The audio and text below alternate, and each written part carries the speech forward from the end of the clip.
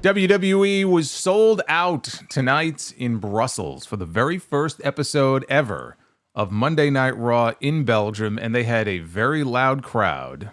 Only about 8,000 people. It wasn't 20,000, it wasn't 50,000, but there were enough people in there. It was loud enough. And they got to bear witness to, it's almost tantamount to Bigfoot. It's something that I personally never thought that we would see. When John Cena announced that this was going to be his retirement year, this was going to be it. The John Cena Appreciation Tour. The thought never occurred to me, realistically, that he would turn heel in his final year. So we saw what happened at Elimination Chamber, shocked the world, when he took his foot and he placed it in Cody's crotch in Toronto. And then we didn't see him again. And so now here we are, 2.5 weeks later, and it's finally time to hear from John Cena. And so the people in Brussels got to hear the first John Cena heel promo in more than 2 decades. So this was rare. And I, like many of you, I had certain expectations for what I was expecting to see and what I was hoping to see. And we talked about this last week. The presentation and the substance of his promo. Heel John Cena, in my opinion, needed to be as far removed from the John Cena that we have grown accustomed to seeing for all these years. And that includes his wardrobe, That includes his music, not just the attitude, but everything about him. I was wondering if we might see something completely different from what we are accustomed to seeing. What we got tonight was actually none of that, but what we got tonight was John Cena's You People promo. It's basically a rite of passage in wrestling when you turn heel, that you have to cut the You People promo. You people did this to me. You people caused me to become this monster. You people took me for granted.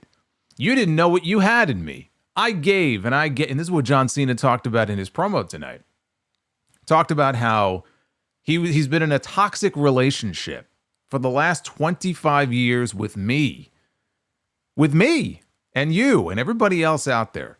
And he gives and he gives and he gives, and the people take and they take and they take, and they show him no respect. They show him no appreciation.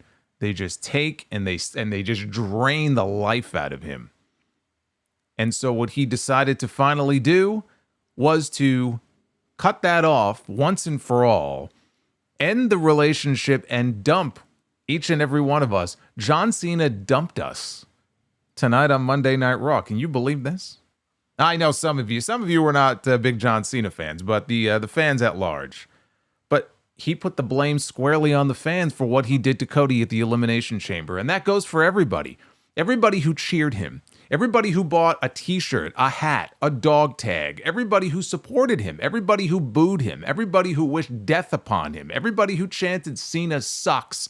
Everybody who talked about how John Cena buries people, man. He's burying everybody. He lumped them all in together and said, fuck you. Like what Cody said to The Rock, I'm not doing it anymore. This is my time now. He tried to do something nice, the retirement tour, right? John Cena's coming to town for the final time, everything. It was a little strange because John Cena is a figure that has grown beloved in the last 5+ years, right? Those days of half the crowd booing John Cena and the 50-50 split with Let's Go Cena, Cena sucks. If you really think about it, it's been a while since we've had that, right? That was many, many years ago, but that was at the peak. When John Cena was at his popularity peak in WWE, his physical prime, when he was the champion, when he was the man, when he was the guy on top, he was Vince's golden goose. That's when he was getting abused by so many fans who just refused to accept what, in their view, was Vince McMahon's idea of what a champion should be. It's the exact same thing that Roman Reigns went through when Vince tried to push the big dog. And the fans were like, no, no, no, we don't want the big dog. The big dog sucks. Roman was cool when he was in the Shield, but now you've taken something that was cool and you've made him uncool. We don't want him. We want Daniel Bryan, and we want this person, and we want that person. We want CM Punk. They didn't want Roman Reigns. He went through the exact same thing. And John Cena brought all of that up tonight and said, for 25 years, I've had to go through this, and now you expect me to just forget all that? It was not the promo that I would say I was expecting, per se. But the message here was that you don't deserve me here in my final year. So what did we get in this promo? What we did not get was a new wardrobe. John Cena walks out there. He's got the hat. He's got the t-shirt. He's got the jorts. Same music. He comes out. We hear the trumpets. So why did they keep it the same? Why did they maintain the status quo here? Because that's what we wanted. That's what I sat here last Monday and said, man, I really hope that they change the music and they change the gear and they change this and they change that. And he said, that's what everybody wants. He's not going to give the people what they want. The people want all that stuff. Too bad. You're not going to get it. Now, maybe eventually we'll get it. I'm not saying that he won't have new music at some point, but we didn't get it tonight. But that was the explanation that they gave. It wasn't just that he walked out there and didn't say anything about it. He acknowledged, this is why I'm not giving this to you. You don't deserve it. I'm tired of giving you what you want. I've been giving you what you want for 25 years now. And what do I have to show for it? You people have used and abused me. Fickle fans. What else did we not get on this show? No mention of The Rock. Not a single mention of The Rock, of the final boss. And obviously Rock was not on the show tonight, which he wasn't going to be because his appearance was not promoted, so he wasn't there. No mention of The Rock. We'll get to the whole selling the soul thing because he didn't really mention that, but he did explain that aspect to it. But no mention of number 17, which is such an important part of this John Cena story here in his final year. He's already acknowledged that he's done when this year is over.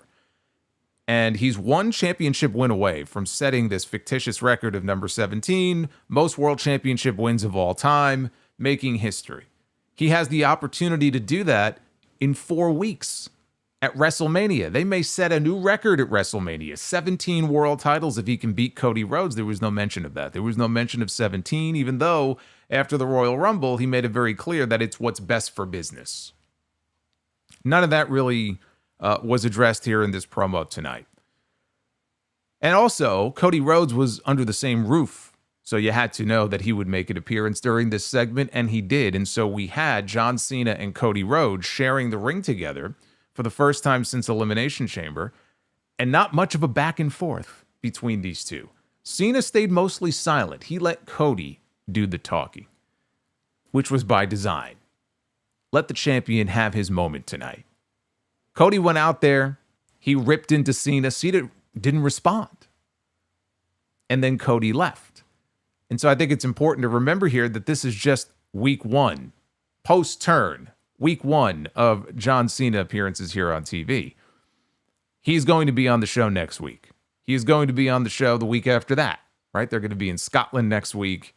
The week after that, they're going to be in London. And we're going to get John Cena appearances each of these next 2 weeks coming up. There is still time for all of that to come. They did not want to give all of it away in week 1. So they gave you enough to let you know why Cena resents the fans and why he's so upset and why he did what he did, kind of.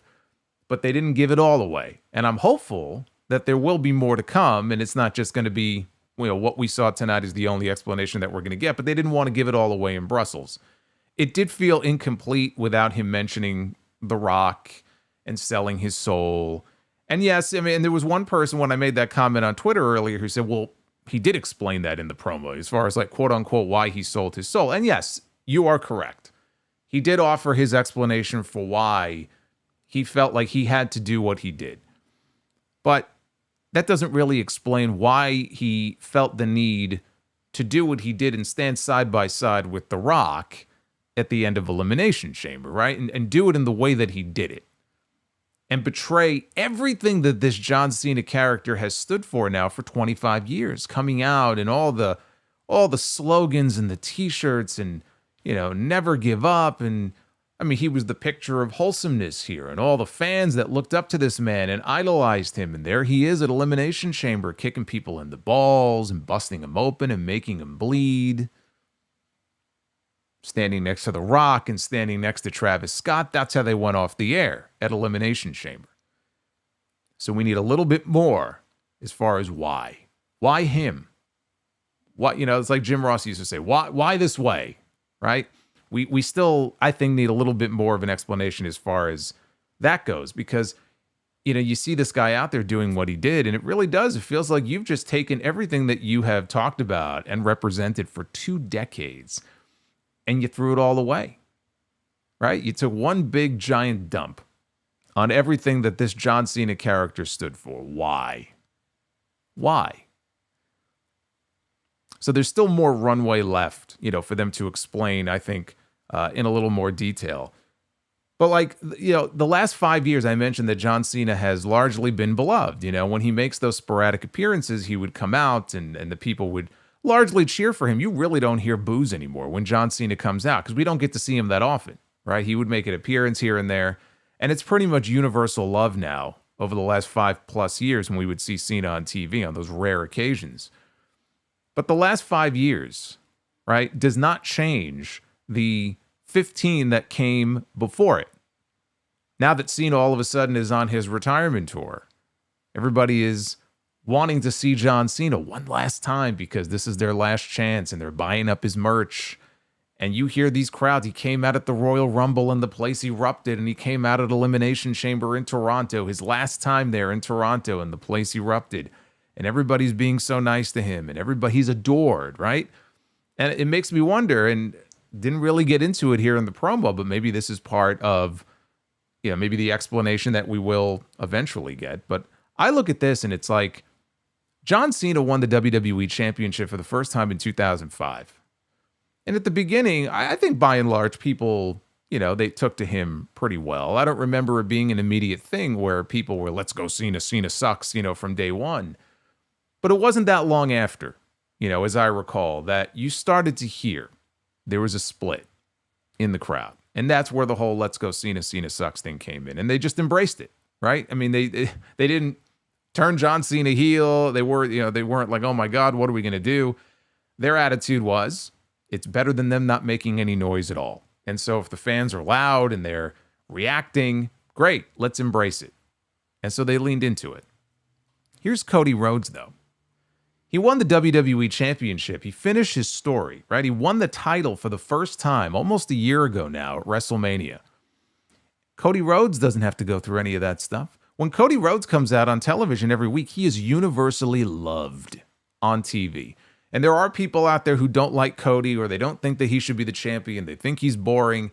But when he comes out, you don't hear those people. Those people, if they're there, they're drowned out by the universal love that this man gets. And maybe, on some level, there is a hint of jealousy and resentment from John Cena, right? Where, how come I had to go through all this and I had to be abused in the way that I was abused for all those years, but Cody Rhodes, oh man, he's the wonder boy, right? Cody Rhodes is beloved by all of these fans. He doesn't know what I had to go through, right? This is the shit that these people put me through. And I put a smile on my face. I put up a brave face and I'm like, hey, it's all good with me. But like deep down as a performer, right? You gotta be at least a little bit bothered by that, right? I'm sure at the beginning it was like, oh man, this sucks, right? You got half the crowd that loves me, half the crowd that hates me. Cody hasn't had to go through any of that. So maybe on some level, there's some of that going on too. Maybe that's why he did what he did at the Elimination Chamber to Cody Rhodes, because there's that resentment. So maybe that'll be, part of the story as well. So there is more to come. I thought that as a first strike, even though it did feel incomplete to me, I thought it was great. I enjoyed the segment. Even some of the things that I was hoping we would get that we did not get, I thought they did a good explanation of it, at least trying to explain why we didn't get it. I did like that explanation, though. If we weren't going to get new music and new, not even gear, but like, a new appearance for Cena, at least he kind of threw it back at the fans and said, this is what you want, you're not going to get it. So, fuck you, basically was the message that he gave the crowd tonight. But this is a side of John Cena that I personally have been waiting years to see. I never thought this day would come. I'd given up on the idea of a John Cena heel turn. People would email me and ask me about it, and I would just laugh and go, dude, that ship sailed a long time ago. Like, you got to give it up. It's not going to happen. And now he's retiring, right? They're not going to turn him heel in his retirement year. So now we're getting it. And I love it. Because if we were going to get John Cena and Cody Rhodes at WrestleMania, the one thing I did not want to see was John Cena coming out as the babyface every single week and babyface Cody Rhodes and the two of them cutting promos on each other every week as fan favorites. Or even worse, Cena is the sentimental favorite going into WrestleMania, and now all of a sudden you're starting to hear mixed reactions to Cody, which really fucks him over because Cody is your top babyface. John Cena is not going to be here a year from now. Cody Rhodes is. It just wouldn't have worked. But all of a sudden, it's this whole new way of looking at this feud where, okay, this is interesting now. This is a side of John Cena that I've been waiting a long time to see.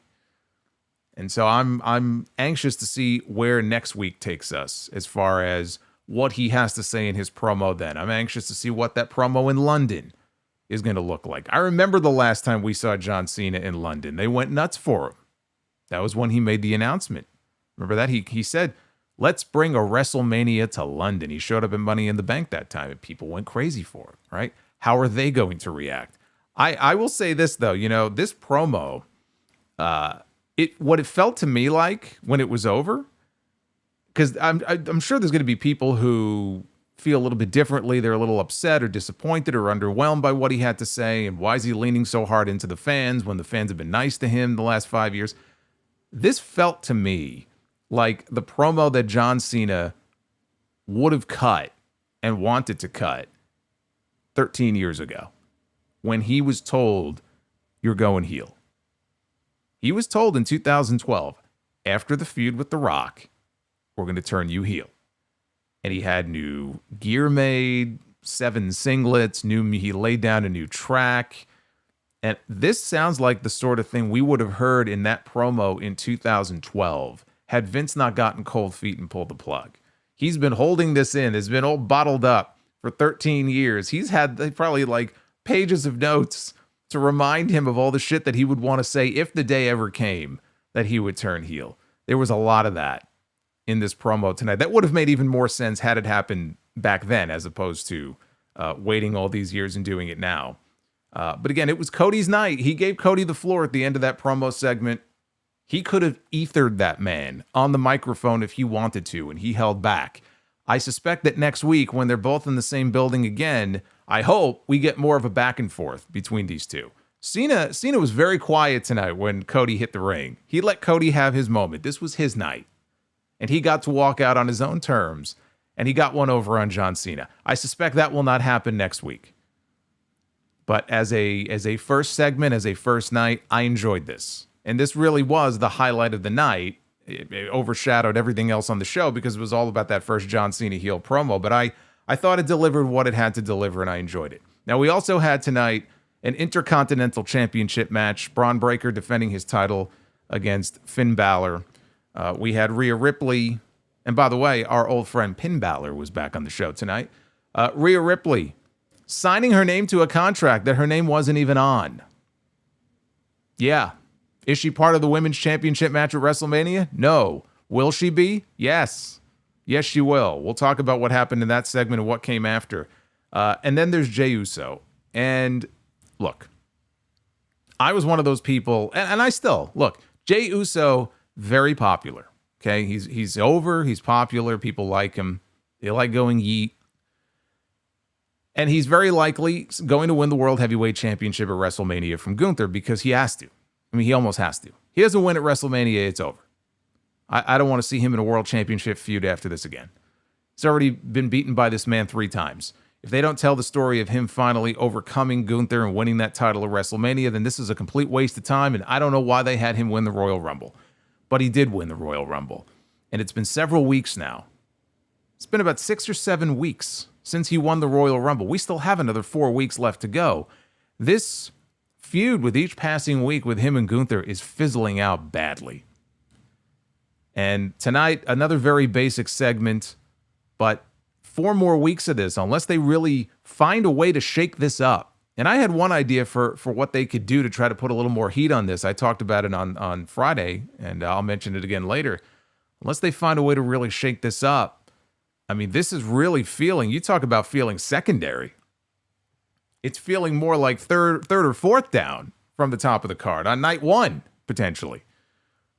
This thing is fading fast, and they have to find a way to shake it up. I mean, this is your World Heavyweight Championship match going into WrestleMania.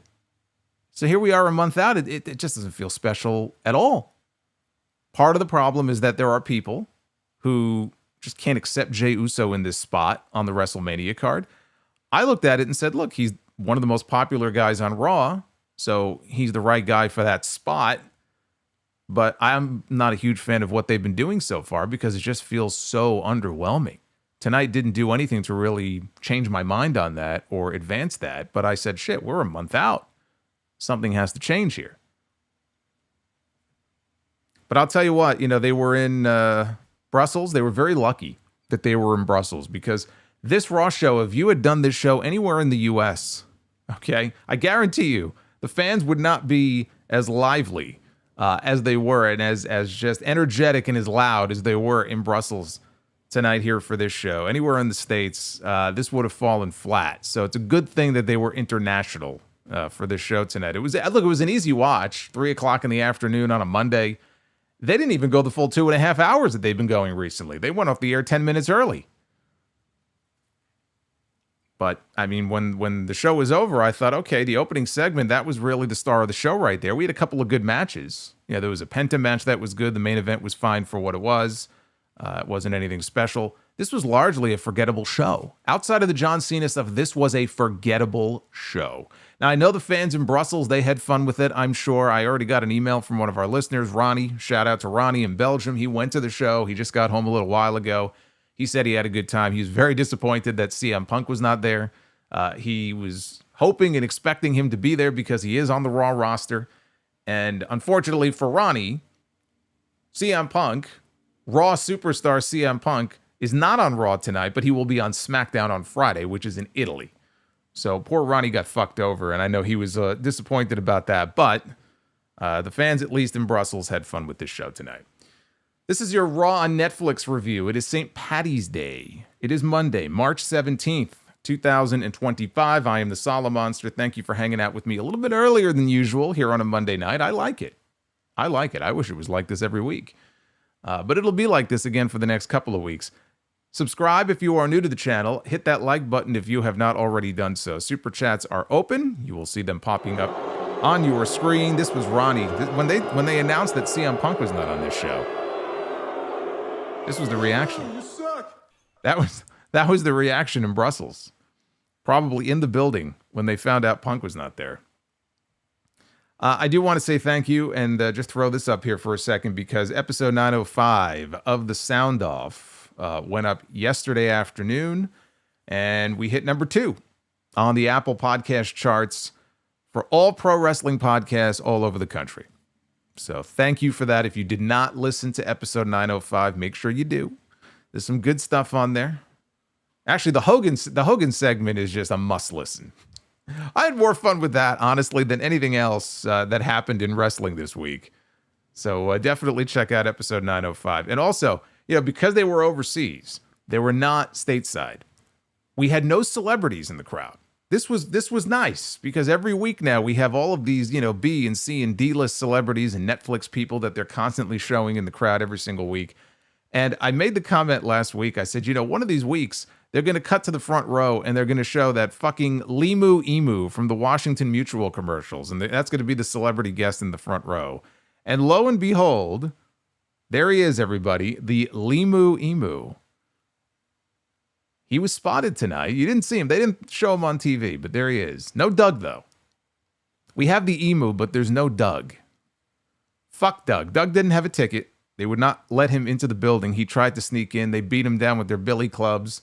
And anyway, he'll need to check with his insurance carrier. But the Limu Emu, ladies and gentlemen, see? So saith, and then boom, there it is. Shout out to Dean. All right, let's get into this show here. They were overseas. No Pat McAfee. He stayed behind. He has his own show to do. And so in his place, sitting next to Michael Cole on the show tonight, yes, they let him out of detention. Corey Graves was back in the chair on Monday Night Raw. And he did a good job. I mean, again, him and Cole, they have a chemistry together that, they work very well together. It's not like this was their first time working together. And frankly, McAfee can get on my nerves. So it was nice to get a respite here from Pat McAfee this week. And then we heard the trumpets. And I was like, oh, man, I was hoping for some new music. But we heard the trumpets. And I was wondering, how negative is this reaction going to be, man? Like, is it going to be 50-50?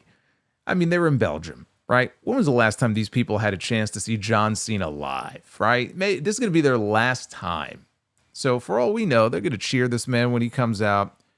We didn't have to worry about that because this crowd, I mean, Brussels did not disappoint. Let's put it that way. Okay, when the trumpets hit and John Cena came out there were thunderous boos from this crowd. And he walks out and he's got his t-shirt on. It's that farewell tour t-shirt that they're selling. He was wearing the hat. He was wearing the jorts. He was stone-faced. He did not run to the ring because when you're a heel, you don't run. Unless you're running away from somebody, then you run. But otherwise, you walk. You take your time. That's what he did coming to the ring. So to start, we had loud, dueling, let's go Cena, Cena sucks chants from the crowd. Cena picked up the microphone to speak. They booed louder, and so he teased leaving. Then he stopped, and he went back and tried to speak again, only to get hit with "you sold out" chants. And so again, he teased dropping the mic and leaving. But then he turned back and he said, when someone is properly grounded in life, they shouldn't have to look outside themselves for approval. Which is the same quote that he posted on X earlier. It was like 4:30 in the morning, but I guess whatever time that would have been in Brussels. So probably, I don't know. How many hours are they ahead of us? Right? About 5 hours, 6 hours? So he posted that on X earlier this morning. They chanted something at him and he said, "You're making this so easy for me. For 25 years, I have been the victim of an abusive relationship." He said, no. You have lost your time to talk. And they showered him with "you sold out" chants. He goes, yeah, okay, fine. Take the floor, and what do you do with it? All you do is be hurtful. And all you've ever done is bully me into being your damn puppet and expect me to do it with a smile on my face. He said, no more. So we got "fuck you, Cena" chants, and they censored it on Netflix, which is very lame, Netflix. Although Netflix, apparently, from what I read, Netflix has ceded production control of the shows over to WWE. So whether it was Netflix or WWE, it might have been WWE for all we know. But they're on Netflix. Very lame. Cena said, that was very classy. He said, "I am not a babyface." This is where I rolled my eyes. He said, "I am not a babyface. I am not a heel. I am a human being. And each and every one of you has been awful to me." And the fans booed. That I hated. And I get it. Everyone breaks the fourth wall now. Remember Roman Reigns back during the big dog era? "I'm not a bad guy. I'm not a good guy. I'm the guy," right? I mean, it's not the first time that something like that has been said on TV, although not with these words. "I am not a heel. I am not a babyface. I am not shooting. I am not working." Right? I don't need to hear this on the show.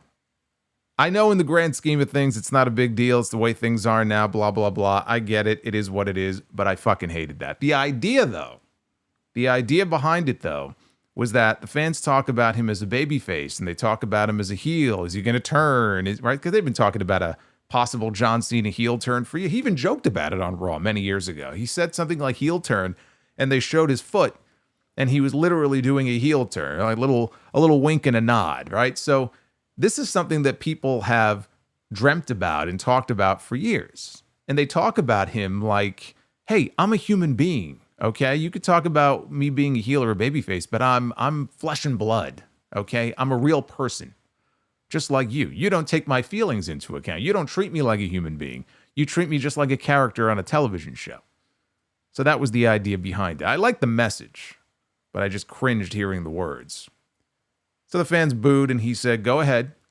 He goes, "You have been awful. And it's been the same damn noise for 25 years. He says, when he first came to WWE, the fans made it real clear how much they hated him. Moments of embarrassment and shame just like this. So what did he do? He went and changed himself, hoping the fans would like him. And it worked for a little bit, but it wasn't enough. So what did he do? He worked hard, and he started to win and win and win and win and win. And funny enough, that's when people started to turn on him, because he was winning and winning and winning and winning, and people got tired of it. That's where the whole Super Cena thing came from. They started to resent him for it. And he says, you hated it. It wasn't enough. So what did he do? He spent the next 10 years of his life trying to give away everything he possibly could, and it was not enough. So then we got "shut the fuck up" chants. It says, and in my final moments, what's the only thing I can do? I can walk away. And they cheered. What a great example, he said. They go from shut the F up to cheering when I say that I'm going to walk away. So he announces his retirement. And it says he's actually going to walk away at the end of this year. He says, I tried one last time to get along with the fans, to do something nice for them, and they ruined it. Just like they ruin everything.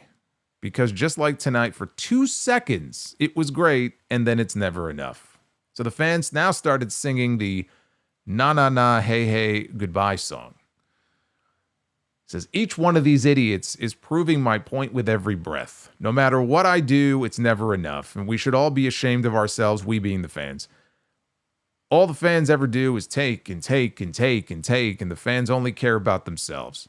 He put his values on the line to make a very important choice in his life. And all the fans can think of is, what do we get? John Cena is coming to our town. What do we get? This is trending. What do we get?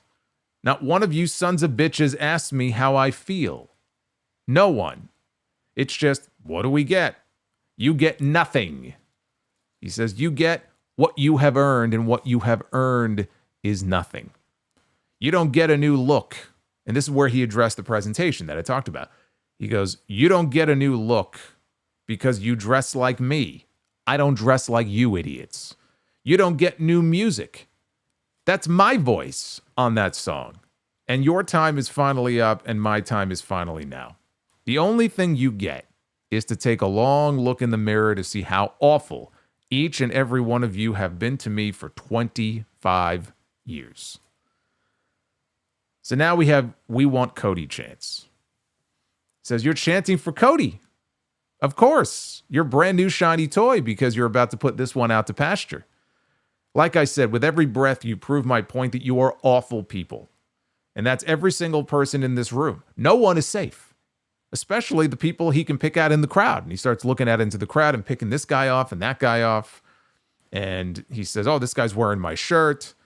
And all the Let's Go Cena people, the people that are like, man, I support you. So then we get loud, Let's Go Cena, Cena sucks chants. Says, you hear that, world? The Cena sucks jackoffs have already proven themselves awful people. I'm about to tell you why the Let's Go Cena people are just as awful. You claim to support me. What have you ever done to support me, huh? What have you ever done for me? All you ever do is steal from me. You steal my personal moments. You steal my time.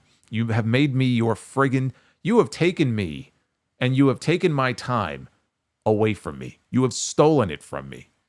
You have made me the butt of a stupid invisible joke for 15 years, and it's not funny, it's pathetic. You are pathetic. Says, oh, you don't want to hear this. You're not ready to hear this and lean into an uncomfortable conversation. The truth is, you don't wear this for support. He's talking about a shirt now. You don't wear this for support. You wear it to make yourself feel good. You wear words like hustle, loyalty, and respect. I live them every single day. You think that you can buy the words, never give up. I am the definition of perseverance, and everyone here knows it. You do not support me. What you do is you use me as an excuse for your pathetic failure of a life. Because all you've ever done for 25 years is sit on your ass and watch me be great. No more. This, says everybody, this, even that kid right there in the crowd, that one little kid right there in the crowd, this is a toxic, dysfunctional relationship. The fans chant, shut the fuck up at him. Oh, you don't want to hear it, do you? Says, well, listen to this. I'm breaking up with you. I'm done. I'm breaking up with every single person. You're dumped. I don't need you anymore. I don't care about you, and you don't matter to me, and you know that I'm right, and you know that you're wrong. And that's when Cody made his way out. Again, you listen to what he is saying here, and I swear, like, this is exactly the promo we would have gotten 13 years ago. Because at that time, that is exactly what he was going through, right? The mixed reactions and the people, oh, we're sick of John Cena. We want something new. We want a new toy, right? We're tired of him. He always wins. That was what he was going through at the time, right? It was fresh in everybody's minds. It would have made all the sense in the world for him to finally snap and go, fuck, I'm done with you people. So it's a little weird that we're first getting it now, but it's now or never, right? Because if you think about it, like, John Cena turning heel now when he's a made guy, like when he first turned heel at Elimination Chamber, it's a big moment and it got everybody talking, right? One of the biggest heel turns of all time, just because he is one of the biggest stars in the business of all time. And you look at it and you just go, he sold his soul to The Rock. The Rock was promising Cody Rhodes the world. Cody, you're here. I can get you here.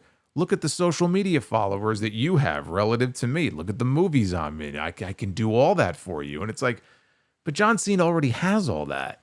You know, if The Rock is here, John Cena's right there. He's not that far behind him. He's got his own movies and his own career in Hollywood and television. And, you know, like, so on the surface, it didn't seem to make a whole lot of sense why John Cena, of all people, would be the one to take Rock up on his offer. But this was Cena releasing a lot of kind of buried anger that he has suppressed for many years on the fans, saying all the things that he probably has wanted to say for a very long time, and throwing it back in people's faces and saying, all you people are making plans for me. You want me to come out dressed a certain way. You want me to come out to new music. You want this. You want that. This is my retirement year. This is it. I'm done when this year is over. And I'm not doing this for you anymore. I'm doing it for me. Because you're selfish. And I deserve this. I earned this. That's what I got out of this. Now, Cody's music hits, and the crowd erupts.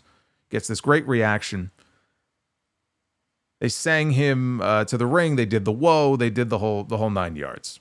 And they were singing a song to him. I mean, I'll call it the Cody Rhodes song, but they were basically just singing his name once he got in the ring. And then we got our first face-off. First time that these two men have shared the ring together since Cena turned on him at the Elimination Chamber. Cody said everybody was willing to hear him out, even himself. If he understood correctly, they've given you their worst. And he said, sure, they might have, but they've also given you their best for 25 years. And they did that because you were special. They did that because you could take it, because you could carry it. Cena started to walk towards him, and he said, listen, kid. Cody immediately cut him off and screamed, enough. And it certainly is not kid. It's WWE champion. Says, who the hell are you? He's talking to Cena now. Where's the guy on this shirt right here? Even after what you did, I was excited at the prospect of going face-to-face, week-to-week with John Cena, and instead, I got this. Said, well, this better not show up at WrestleMania, because if it does, then I run it over and I run it out, because I took its best shot and it wasn't good enough. I retire it early. So go find John Cena, because I want to wrestle him at WrestleMania 41, not this whiny bitch. Everybody popped him with that. Cody dropped the microphone. He left the ring. Cena stood around for a little bit. He was soaking up the reaction. Then he dropped the microphone once Cody was gone. He left the ring. The fans again serenaded him with the goodbye song as he slowly made his way towards the back. But then he stopped, like he was the Undertaker, right, to do one last look behind. And he turned his head to look at the fans, kind of glared at them one last time, and then he headed backstage. And there was a great sign in the crowd.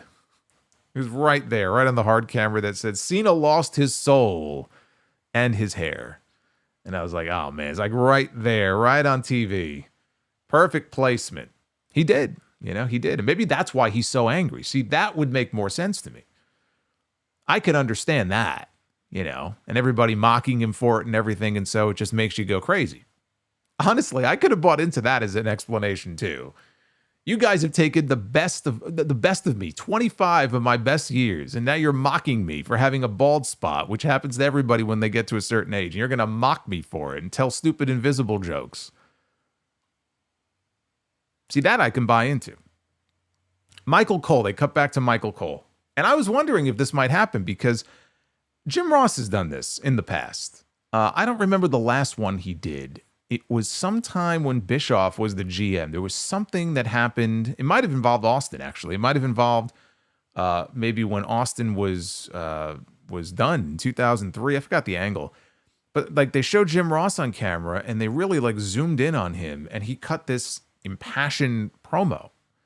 And obviously with Austin, he had that personal relationship. What they've established recently is that John Cena and Michael Cole are very close. Like Austin and JR used to be very close. And he was his biggest advocate on commentary.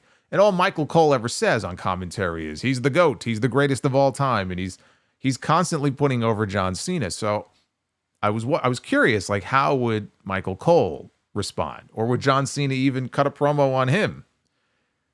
they show Michael Cole. He apologizes in advance for what he said were going to be personal and emotional comments. And he says, for 2 decades, I believed in that man. I rode alongside that man. I bought everything that he was selling. And then he has the audacity to come out here and blame the WWE fans. John Cena is a 16-time champion because of the fans. John Cena is a massive millionaire and movie star because of the fans. And what does he do? He comes out and he cries and he acts like an irrational prick. That's what John Cena is. He called this man a prick. We were more than half an hour into the show by the time this was over, and yet it still didn't feel long enough. As I said, I have, and I'm sure many of you have as well, I have waited a very long time for a heel John Cena promo. Presentation may not have been exactly what I was expecting. It didn't go exactly in the direction, even content-wise, that I thought it would. Certain things were not mentioned. They were left out. I'm going to hope and assume it's because this was only week 1. It's ridiculous that we had to wait 2.5 weeks coming off that hot angle to even get him on TV. His schedule is what it is. It's still ridiculous. It should not have taken 2.5 weeks to get to this point, but they had no choice. So here we are now, and it was only, I look at this as week 1. This was only week 1.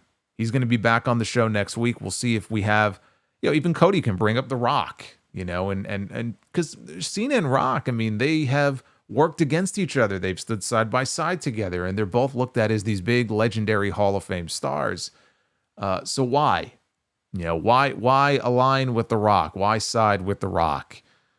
Hopefully he'll get into his relationship, if any, with The Rock, maybe in the next promo that we see.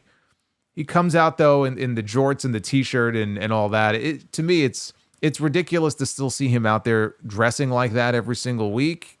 Now almost 50 years old. He's out there wearing fucking jorts, baseball hat. But I like the explanation, at least, that they offered for why he's not changing that. And he's not changing the music. Because I don't want to give the people what they want. I've spent my entire career giving you what you want. And I'm not going to do that anymore. So at least they took the time to explain that. And I'm very glad they were overseas for this show. The fans in Brussels, they knew the assignment.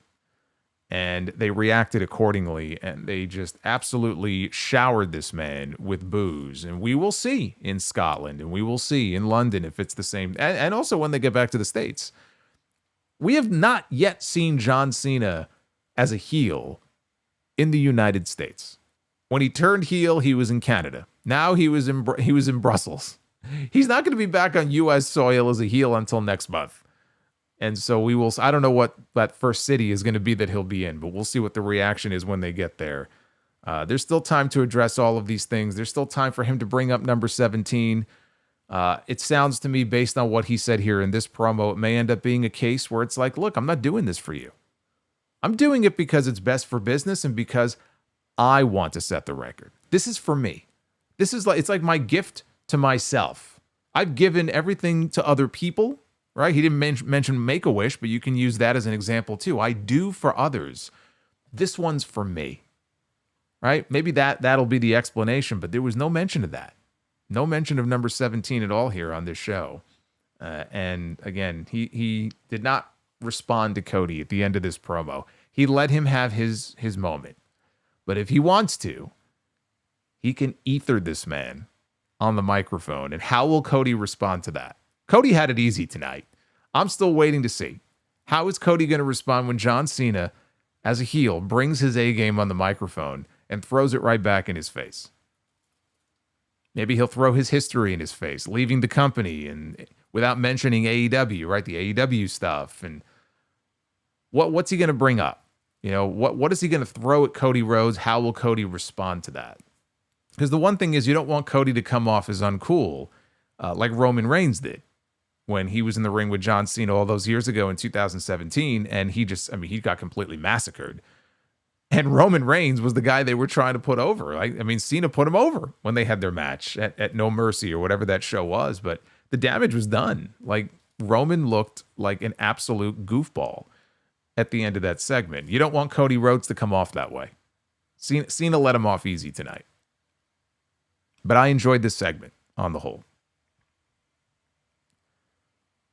Then we had Penta taking on Ludwig Kaiser. No holds barred. Pinfall or submission only. Kaiser hit an early Death Valley driver on the announce desk, which did not break. In the ring, Penta hit a backstabber for a 2 count. Kaiser came back with a sling blade and a DVD for a 2 count. At ringside, Kaiser went for his running kick that he does. Penta, though, backdropped him onto the announce desk, which, again, did not break. Penta rolled Kaiser back inside, followed him in. Michael Cole on commentary mentioned that Penta is a former TNA and Lucha Underground champion, and also that he's a multiple-time tag team champion. Kaiser slammed the chair over Penta's back. Penta fought back, hit the sacrifice arm breaker to snap the arm. Penta then picked up the chair, and Kaiser is looking up at him and going, "I give up, you win."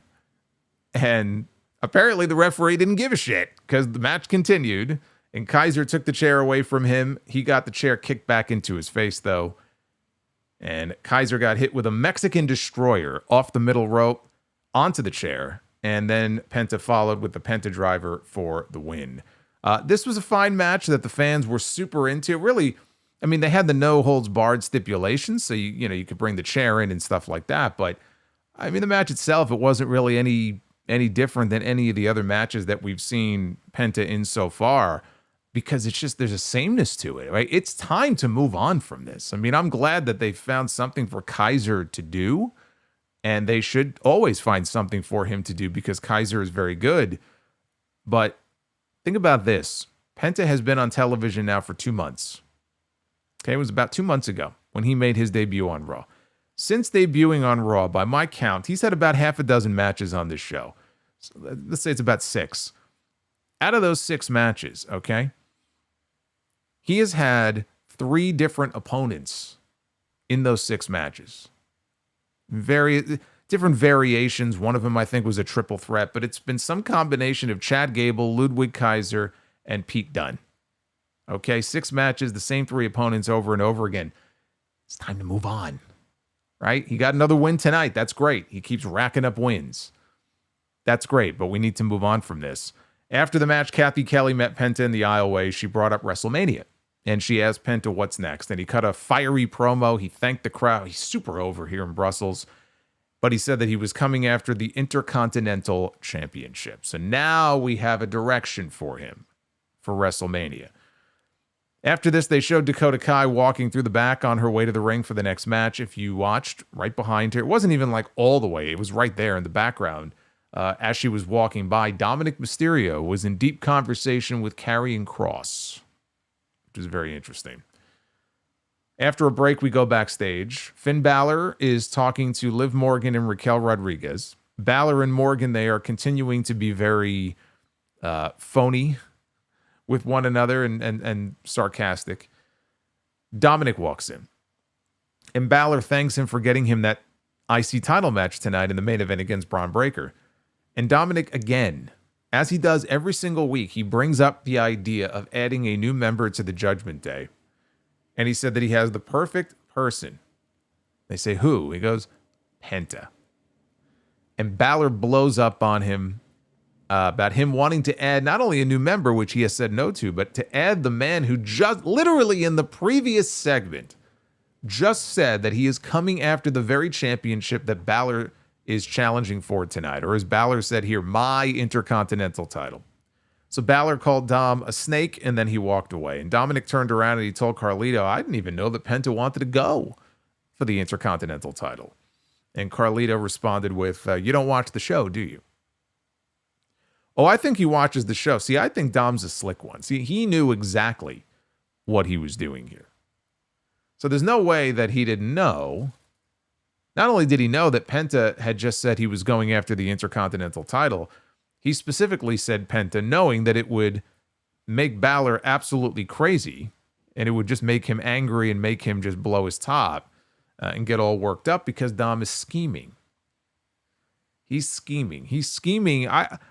I thought by now he would already be the new leader of the Judgment Day. I still say that in the end, the goal here is to get Dom in a position where he's either the leader or maybe he helps kick Balor out and brings in whoever the new leader is going to be. But he's scheming. He knew exactly what he was doing here. We had Dakota Kai one-on-one against Ivy Nile. Off is the direction you can fuck. That's what John Cena said to all the fans tonight. Off is the direction that they can fuck.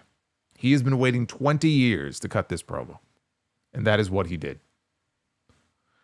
Chad Gable, wearing a suit, ran out to the ring just as the match began between Dakota and Ivy to join the Creed brothers at ringside in Ivy's corner. Nile used a distraction by American Made to hit some Uranagi variation.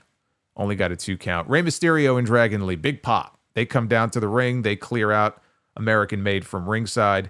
In the ring, Dakota hits Ivy with her GTK finish, and she picks up the win. This did not even last 3 minutes. After this, we had the Raw general manager, Adam Pearce. He was in the ring for a contract signing for the Women's World Championship match at WrestleMania with the champion, Io Sky, and the challenger, Bianca Belair. Io spoke first. She told Bianca that she would not disrespect her again. Rhea Ripley will not disrespect me again. No one will disrespect me again because I am the Women's World Champion, and everybody cheered. And then after WrestleMania, she says, I will still be the Women's World Champion. Loud cheers. Io signs the contract. So she gets a chance of you deserve it. And Bianca speaks, and she says that she has all the respect in the world for Io. But last week, I gave you a pass because it was low-key my fault what happened. But if you think that I'm going to let you put your hands on me without any repercussions, then you don't know me at all. And at WrestleMania, I will be the new Women's World Champion. And the crowd booed. Bianca got booed, and then she signed the contract to make it official for WrestleMania. But you knew that we weren't done yet, and we weren't, and they hit Rhea Ripley's music, and the place erupted. Adam Pearce now is frantically calling for referees. He's asking Rhea, what the hell are you doing out here? Rhea said Io slapped her in the face last week, and she wasn't just going to do nothing about it. Yeah, I mean, she was so upset, she could have responded last week. How come she didn't respond when she got smacked in the face last week? She waited an entire week. And again, Rhea is admonishing Bianca for getting involved in her match a few weeks ago with Io. So she said, I was going to take a page out of your book, Bianca, and come out here and simply watch. Even though the segment was over, they had both signed the contract already. Bianca said, I guess you're just going to be watching WrestleMania. But since you want to be in my business, how about I make you my business? So here comes Io Sky. Again, left out of the entire conversation here. Io comes over, tries to intervene. Bianca pie faces her. Rhea then gives Bianca a headbutt, and Bianca, she lays down on the contract table in the ring. Rhea then set Io up for a power bomb onto Bianca, and the table did not break. Pearce is freaking out now. Rhea picks the contract up off the floor, and Rhea Ripley signs her name to the contract. And Adam Pearce is yelling at her, and she's saying, I'm in the match now. I'm in the match now too. And Adam Pearce is following her down the aisle to the back and yelling at her the entire time as they go to the back. Well, that's definitely not legal. Okay, number one, she could sign whatever she could put her name down wherever she wants. I don't think that's a legally binding contract, okay, for Rhea Ripley. That's not how this works. It would be like me if I knew, let's say, that a friend of mine was closing on a new house that they just bought. And I show up in my car, right? I pull right into the driveway, and I just go over and I sign my name, whatever mortgage paperwork, and the contract is there, the loan papers, whatever. And I just sign my name on the contract. Well, it's my house now. I'll be like Saraya. I'll be like Paige. This is my house, right? That's not the way it works. That's not the way that this whole thing works. So, and I know they did this years ago with Shawn Michaels going into WrestleMania 20, so there's a precedent for this. It's a shitty precedent. I mean, but it's not like this hasn't happened before in WWE. It's still dumb. Very interesting to note, though. Io, super over. Rhea, super over. Bianca, I mean, not that she's not over, but booed. Fans did not have an issue booing Bianca Belair. And I know it's only one city. These international cities, you never know how they're going to respond, who they're going to cheer for, who they're going to boo. But they didn't have an issue booing Bianca Belair here. So, if they wanted to turn her heel, even if they waited until WrestleMania, I don't think it would be, a stretch to think that people would have no issue booing Bianca, especially because the other two involved here are so popular. And Bianca, of course, has been a babyface since she got called up to the main roster. I mean, she was a heel, I think, at the very beginning in NXT, but since she got called up, what year was it when she got called up? Had to be 2020. She's been a babyface, basically this entire time. I think she would make a great heel. The only question is, does she want to go heel, and does WWE want her to go heel? And I'm just saying, if they wanted her to, I don't think it's going to be a problem. Now, later in the show, let's skip ahead to the continuation of this, because this was not the last that we heard from these women. Later in the show, backstage, they showed Adam Pearce is still yelling at Rhea Ripley, who would not hand over the contract. She still had the contract in her hand, and he kept telling her, just signing your name does not add you to the match. And Rhea kept saying, no, no, no, no, no, no, no, all over again. And he said, it's like talking to a child. Give me the contract. See? Charlotte was right. Charlotte Flair called Rhea Ripley a child. I know people don't want to hear this, but I think Charlotte was right. Rhea eventually did surrender the contract to him. Bianca Belair showed up, attacked Rhea. Then Io Sky showed up, attacked Rhea. Then Bianca told her, she's mine. And then they all started fighting. Pierce, he came back in to try to separate them. Rhea finally left, and she shouted for him to put her in the match. Put me in, is what she said. So they left it unresolved. She has not been added to the match. Okay, that is not how contracts work. However, she will, of course, be added to the match, because there is no other match for her to be added to, if not the Women's Championship match. So it's as simple as next week, Io Sky's the champion. All Io has to do is go put her in the match. Bianca may not like it. I mean, you'd kind of be fucking over Bianca in a way. I don't see any reason why she would want Rhea in the match. I mean, if she does, she's a dumb babyface. This is her shot. It's not Rhea's shot. But Io Sky, she's the defending champion. She backs down from no one. She's been disrespected. It's as simple as Io going to Adam Pearce and saying, I want Rhea in the match. If they want Rhea to wrestle somebody to earn her way into the match, they could do that too. Who would she wrestle? Liv Morgan. Liv Morgan's the only one I could think of. There's nobody at that level that would be, okay, you want a spot in the women's world title match at WrestleMania, you got to beat this person first. What are you going to do? You're going to put Rhea in the ring with who? Raquel? Ivy Nile? There is nobody else. Just have Io say, I want her in. And that's it. She's in. And that's how you get your triple threat match at WrestleMania. Now, in the back, Jey, and I don't know what the deal was with the building that they were in, but the backstage area, they had like colored graffiti all over the wall. I thought it looked cool, actually. It's almost like a graffiti mural all over the walls in the back. Jey Uso was there. The camera's following him as he's walking through the back, cutting a promo, saying he hasn't been himself lately. He should have a Snickers then.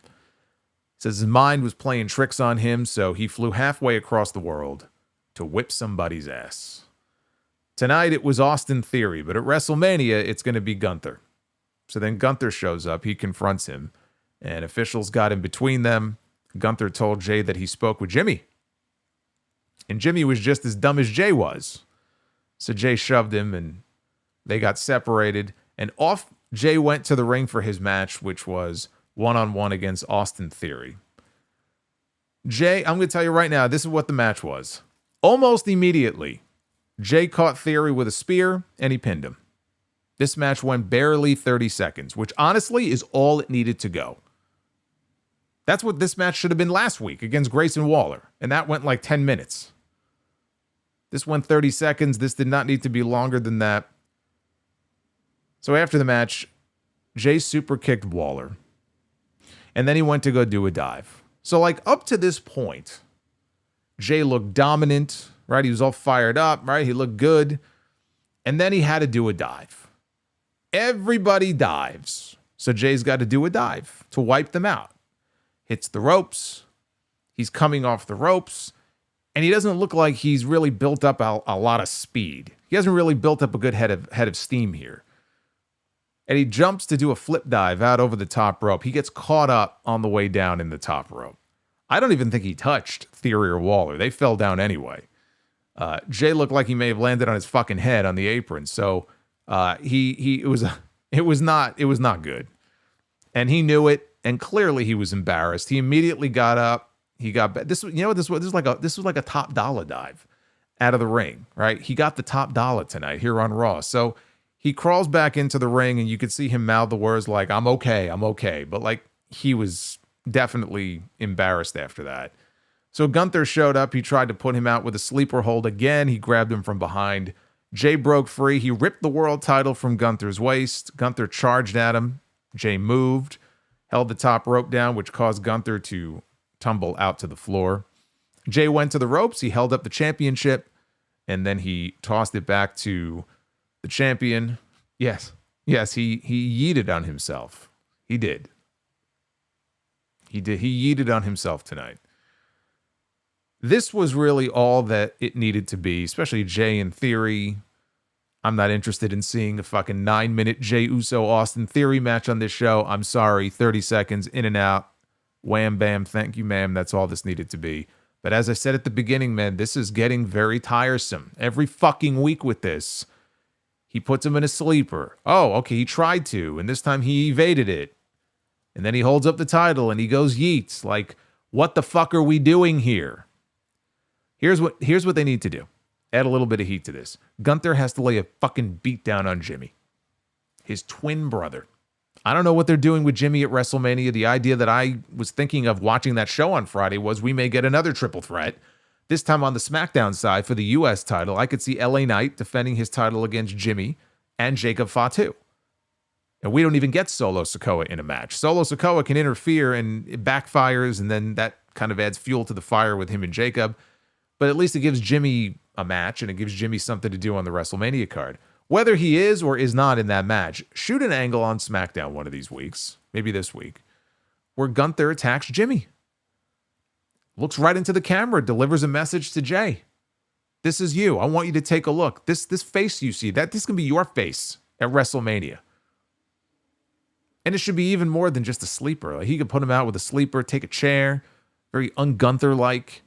Really put some heat on this, right? Go after the man's family. Go after his blood. Give Jey a real reason to get fired up and get pissed off and get angry. And not come out and just do yeet. But really get fucking angry and say, now you've taken it too far. That's what this feud needs. Something like that is what this feud needs. Because Gunther told him at the very beginning, when there were 10 weeks left to go until WrestleMania, if you pick me for WrestleMania, so help me God, I'm going to make your life a living hell for the next 10 weeks. The only hell here is for the fans who have to sit through what basically feels like the same fucking segment every single week. This would be different. This would add some fuel to the fire here. So that's what I would do. I hope they do something along those lines. Anything different instead of doing the same thing again, which is what this feels like we're getting every single week. We had Rey Mysterio and have Gunther go to Rikishi. Okay. So now people are mentioning Rikishi. And you know what? That works too. I said family. Obviously, I think Jimmy. But family could be Rikishi as well. Look, I'm sure if Rikishi knew that it was going to, help get his son over here on this march to WrestleMania, he would take one for the team and doesn't have to take a big bump. He could just be put in a sleeper hold and get put down. Sure. You could have Gunther attack Rikishi. That works too. But see, that... I am the Lord. Shut the fuck up. Can we have Gunther attack this guy? Fuck that tree. Maybe we could have Gunther attack this man right here, the learning tree.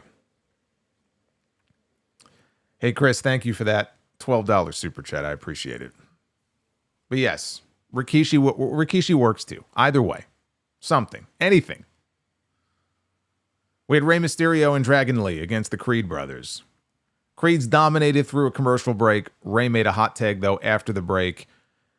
Fended off Brutus, his attempted interference, and then he gave Julius a DDT before Dragon Lee yanked Brutus off the apron with a Hurricane Rana from the inside of the ring, leaping to the outside of the ring. He took him off the apron with a Rana to the floor. Rey hit Julius with a 619 and a springboard splash for the win. Crowd was super hot for the LWO, as they were most things on this show. And then the American masked luchador from last week reappeared, and he hit the scene again. After the match, he attacked both Rey and Dragon Lee. He gave Rey a release German suplex onto Dragon Lee, and then he hit Lee with a diving headbutt off the top rope. The crowd yelled "shoosh" at him before security chased them away to the back. So it's good to see Rey Fenix back on Raw for the second straight week with his new American mask. Now, during the match, as the commentators were speaking, Michael Cole insisted that the luchador we saw on the show last week was Chad Gable, which, of course, there's no evidence of. And Corey Graves said it could be anybody. He said it could be Del Wilkes, it could be Tom Brady, or maybe he sold the gimmick to somebody else. So maybe it was somebody else under the mask. Hey, Corey, I don't think it's Del Wilkes. That'd be a hell of a magic trick if it was. I'm pretty sure it's not Del Wilkes. I'm just saying. So after a video package recapping last week's steel cage match between CM Punk and Seth Rollins at Madison Square Garden, with the return of Roman Reigns, which Tommy Dreamer thinks may have been the greatest steel cage match of all time, Rollins comes out and he dances his way down to the ring. So they go to a commercial break. All through the break, the people are singing this stupid song. They come back from break, they're still singing the song. And they continued singing this song for about 2.5 minutes. Rollins just stood in the middle of the ring as they did the, ooh. Okay, they sang the song. Finally, they're done. They got it all out of their system. And then he got into his whole, the visionary, the revolutionary, his whole shtick that he does, all the nonsense. And they sang some more. Fans chanted CM Punk's name. And Rollins said he'll get to him. But let's get to Roman Reigns first. So the fans chanted OTC. Somebody has to alert them it's no longer OTC. Now it's YTC. All that money they spent on that OTC shirt, right? I don't know what it is these days with WWE Shop. It's fucking Fanatics, so who the hell knows? Between the shirt and the shipping and everything, it's probably $50 a shirt. Now they got to spend another $50 because now it's YTC that he's wearing. In 2 weeks, it'll be something else. That's how you make money. It's like when John Cena would come out with all these different colors. He would have a red shirt and a green shirt and a blue shirt and a black shirt and a white shirt and a purple shirt. Smart. The shirts could say the exact same thing, but it's a different color. So the kids want their parents to buy them the new color. They want the whole set. That's what Roman's going to do now. It's going to go from OTC to YTC, FTC, BTC, and go down the whole alphabet. Someone needs to let Seth Rollins know this, but he said, look, he's not upset over what Roman did last week because he'd have done the same damn thing. Even after all these years and a wise man in his ear, he still can't come up with a plan. He needs an architect to do it for him. But he left one little detail out, which is the man whose name the fans were chanting a moment ago. The luckiest loser on the face of the planet. Because if he had just a few more seconds in that cage match last week, CM Punk would have gotten his head stomped into the mat, stomped through the mat, he said. He would have ended his WrestleMania dreams and put his career on ice. He would have taken care of the CM Punk problem for all of us, including Roman. But just like the good old days, he's left to clean up Roman's mess. And it just so happens that his two favorite people in the world, CM Punk and Roman Reigns, are going to be in the same place at the same time on Friday on SmackDown. And the fans booed because they don't care about SmackDown. You're not in Italy. You're in Belgium. And they know that Roman Reigns is not there. And they know that CM Punk is not there. And so they're like our friend Ronnie from earlier that I mentioned, who just got back from the show. He was very disappointed that there was no CM Punk on this show. So Rollins says, oh, trust me, Brussels. I wish they were here too. But I was thinking, he said, why should I let them have all the fun? Maybe I'll make a little trip down to Italy and SmackDown, and I'll put myself right in between Roman Reigns and CM Punk. So then he said, look, we got a great Intercontinental title match coming up next, and he pitched it back to the crowd to sing his song one more time. at least the fans were happy to see him because he is a star and they got to sing his song and all that. Because like the Paul Heyman segment that we got on SmackDown on Friday night, this was a gigantic waste of time. Basically what this segment was Seth Rollins coming out and saying Roman Reigns is not here, CM Punk is not here, they're going to be on the other show on Friday, and I think I'll join them on that show too. Now sing my song. That's what this segment was. That's all this segment was. The Heyman segment on Friday was honestly the worst Paul Heyman promo that I've ever seen. And it wasn't even like in the delivery. It was just like the substance of what he was saying. There was no point in him being out there. Nothing he said in that promo in the middle of that ring in front of that live crowd on Friday in Barcelona is nothing that could not have been said in a pre-taped 60-second video they could have spliced into the show. At least with Rollins, he's a star. He's got a song. He comes out. It's part of the experience of being there. Heyman has no song. He's a fucking manager. He killed the crowd. The crowd was booing him because he came out and said Roman Reigns is not here. He's going to be on the show next week. And oh, by the way, the video game is out.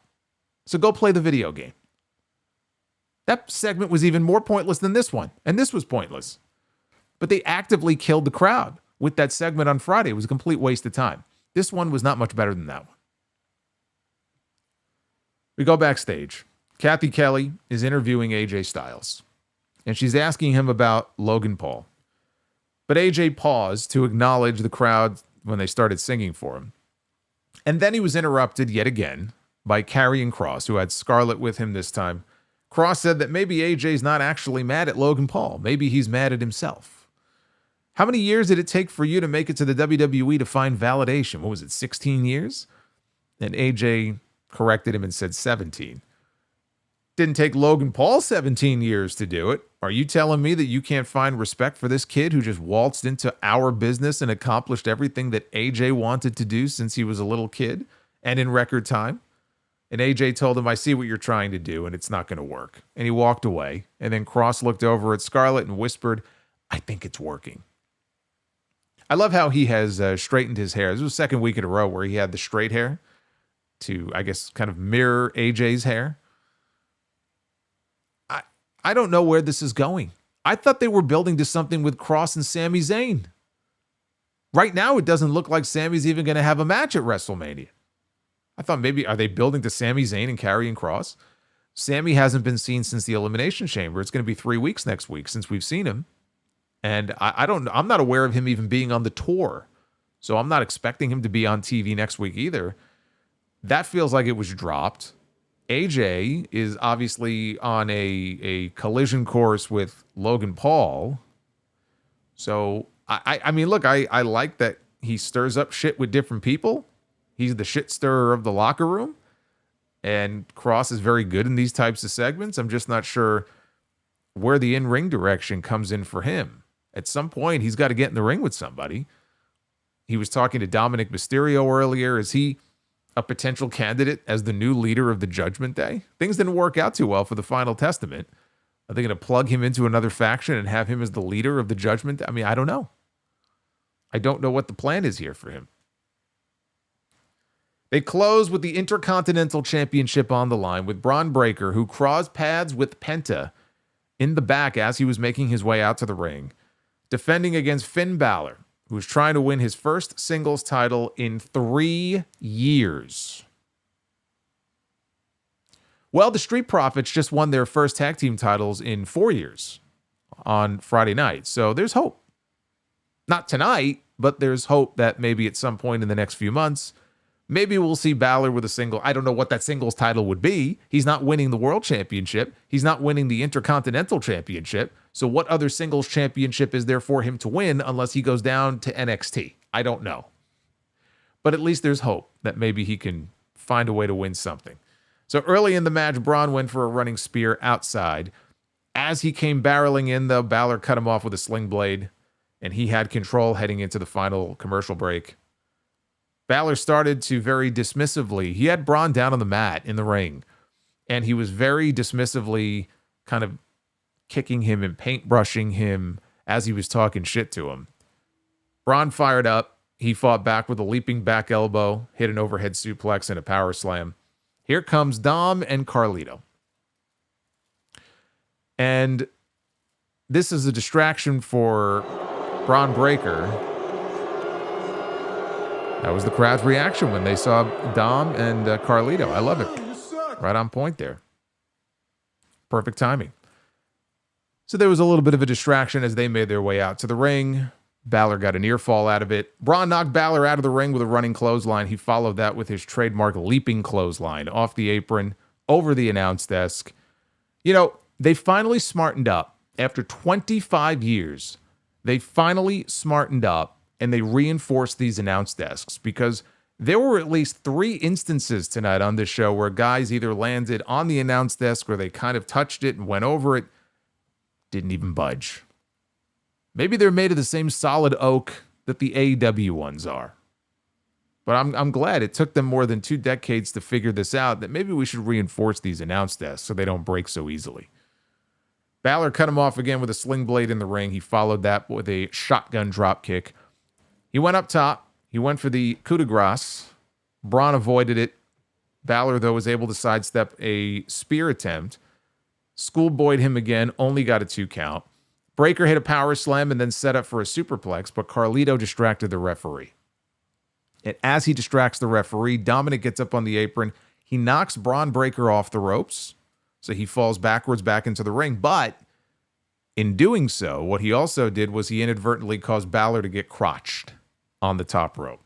So Bron knocked Dom and Carlito off the apron, and he hit Balor with a step-up Frankensteiner, and then he caught him with a spear to retain the Intercontinental title. Pin Balor, everybody. I'm glad he made the trip overseas. I wasn't sure he was going to make it to the show. But there he is, Pin Balor. Dom and Carlito, they attack Breakker when the match was over. Here comes Penta. He runs out to make the save. Penta hands out super kicks. Breakker spears Carlito. Penta reaches down. He picks up the Intercontinental title, and he held it up for a moment, hands it over to Bron Breakker, and he holds the belt up high as they go off the air.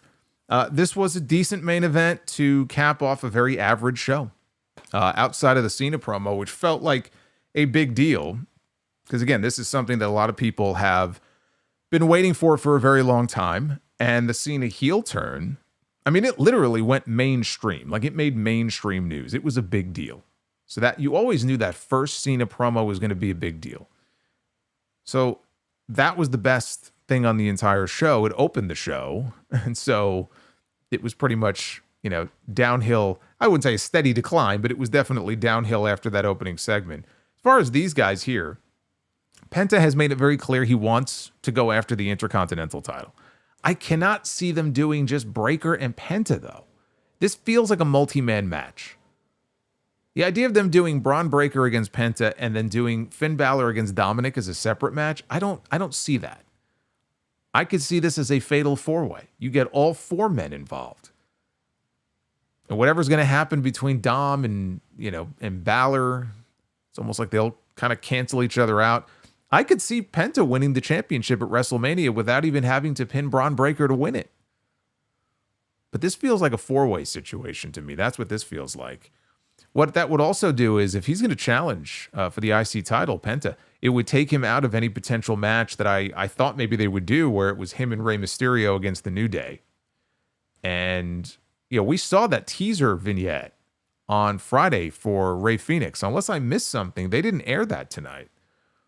That could be a sign that maybe he is heading to SmackDown, because I thought, look, if they air that same vignette tonight, then it doesn't mean that he's going to be attached to SmackDown. It doesn't mean he's going to be attached to Raw. He could end up on either show. Now that I think about it, I don't know if they aired that tonight. If they did, maybe I missed it. I don't know. With the commercial breaks, like I got some commercials, but I don't know. It didn't feel like I got all the commercials, so maybe they aired it and I missed it. But if they did, I didn't see it. But I could envision a scenario where Chad Gable is still attacking the LWO or whoever's in the mask. Got to keep kayfabe here. And we can get a trios match. It could be Chad Gable and New Day against Rey, Dragon Lee, and a debuting Rey Fenix. Instead of it being Rey, Penta, and Phoenix, it would be Rey, Dragon Lee, and Phoenix. I still think that would be the best way to debut him. I mean, my other idea was that you have Chad Gable go to WrestleMania, throw out an open challenge to any luchador in the world who wants to test their skills against him, and that's where Phoenix debuts. That would put more of the spotlight on him in a one-on-one situation. But you got to get these other guys on the show, and you're not just going to do Rey and Dragon Lee against the New Day. So I feel like if Gable's in there, you have a third spot. Who fills that spot? Rey Fenix. Right? What a great way to debut him at WrestleMania. Now, Raw is on early next week, again, on Netflix. This time it's going to be a 4 p.m. Eastern start time. This week it was 3 o'clock. Next week it starts an hour later. They're going to be in Glasgow, Scotland. I will be going early again as well. I don't know if it'll be 8 o'clock again or 9 o'clock. Probably 8-ish. It'll be somewhere in that range. We'll go live on YouTube. John Cena and Cody Rhodes, once again, second week in a row. They will be under the same roof. CM Punk will be there. Poor Ronnie. Ronnie, you missed it by a week, man. Maybe you could fly to Glasgow. How far is this? How far of a trip is it from Belgium to Scotland? I don't know. Maybe we can. Ronnie really wanted to see CM Punk tonight. I know he was very upset about that. Jey Uso and a mystery partner will take on Austin Theory and Grayson Waller. Hey, you know what? It could be Jimmy. Maybe they shoot the angle on Raw next week and Gunther does something heinous to Jimmy on that show. Doesn't have to be SmackDown. And Lyra Valkyria will defend the Intercontinental title against Raquel Rodriguez. Now, also be aware, SmackDown this week is also, where is SmackDown? Italy. We're in Bologna, Italy. And so it's going to be airing earlier if you are out of the States or if you have a trusty VPN. So I will be using my Express VPN again to watch SmackDown earlier, which means I'll go live earlier, probably around 9 o'clock Eastern. I will keep you guys posted on social media as far as what time I'm going live. I am not going, but just be aware, I'm not going to go live at 11:30 at night. I'm going to start earlier than that. I'm loving these international shows, I got to tell you. I can get used to this. I think this is great. Let's take a look at the Raw poll.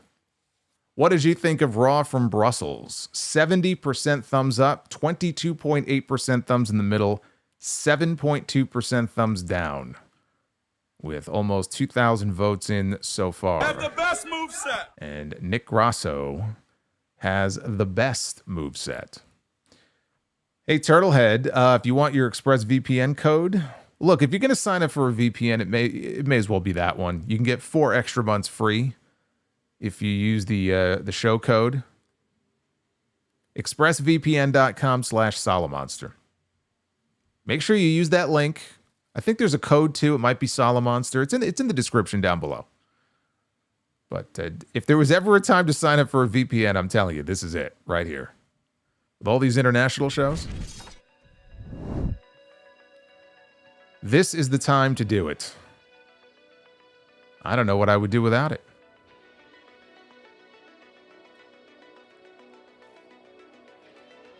All right, let's take a look at your super chats here. Thank you, guys. We do have a goal going. I don't think we're going to hit it, but we are still aiming to do 1 round of Be the Booker because we are closing in on 700 likes and counting. I love it. Let's get that up even more. Look at this. We already got Cena's bald spot is dropping a super chat here. Please, Solo, please. We need a "You're the worst. Why did you do this?" Hulk Hogan super chat.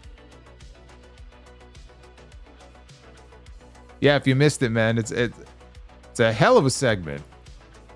And it is up on the YouTube channel right now from the podcast this weekend. If you want to hear a wild story of some very disappointed Hulk Hogan fans, a couple of very disappointed little kids, I got the audio. You got to go check that out.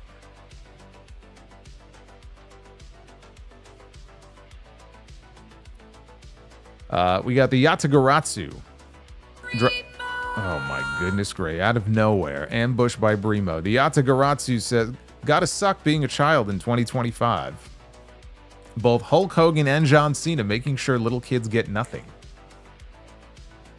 Yeah, man, all the good guys are Breaking Bad. Still got Cody, though. See, that's why you got Cody, man. You can't turn Cody. Who will be there for the kids? Who will be for the kids? Roman Reigns is not for the kids. John Cena is not for the kids. Who's going to be for the kids? Honey Deep Fried Chicken, John Cena needs a change of outfits and a new theme song. We need the unreleased heel Cena theme from 2012. I still think there's a chance we may get it if the heel turn stretches beyond WrestleMania. It doesn't seem likely, but I think there's a chance. It still could happen. Remember, I mean, when The Rock first went heel, I think it was a few weeks, and then we got hit with the remix with the Hollywood Rock theme, which I love, the Hollywood Rock theme. So I wouldn't give up hope just yet. Matt Omen. I like that Cena did not change his gear or music, because in his mind, he has not changed, but he still should have better explained why he attacked Cody. I agree, and I'm hoping that this was just week one, and they want to hold back a little bit, and then give us more next week. Because again, Cena left Cody really to his own devices. He did not have a rebuttal for him. Cody called him a bitch. Then he left. So Cena has to give it right back to him. It would make more sense in the rebuttal for him to get up in Cody's face and explain there, why he did what he did. And maybe it'll be some variation of what I said. All the shit that I had to go through, and you don't know how easy you have it. You think you're the beloved one, you're the golden boy. You're still coming out and getting these big reactions, but I'm telling you, one day, when they get bored of you, they're going to turn on you just like they turned on me.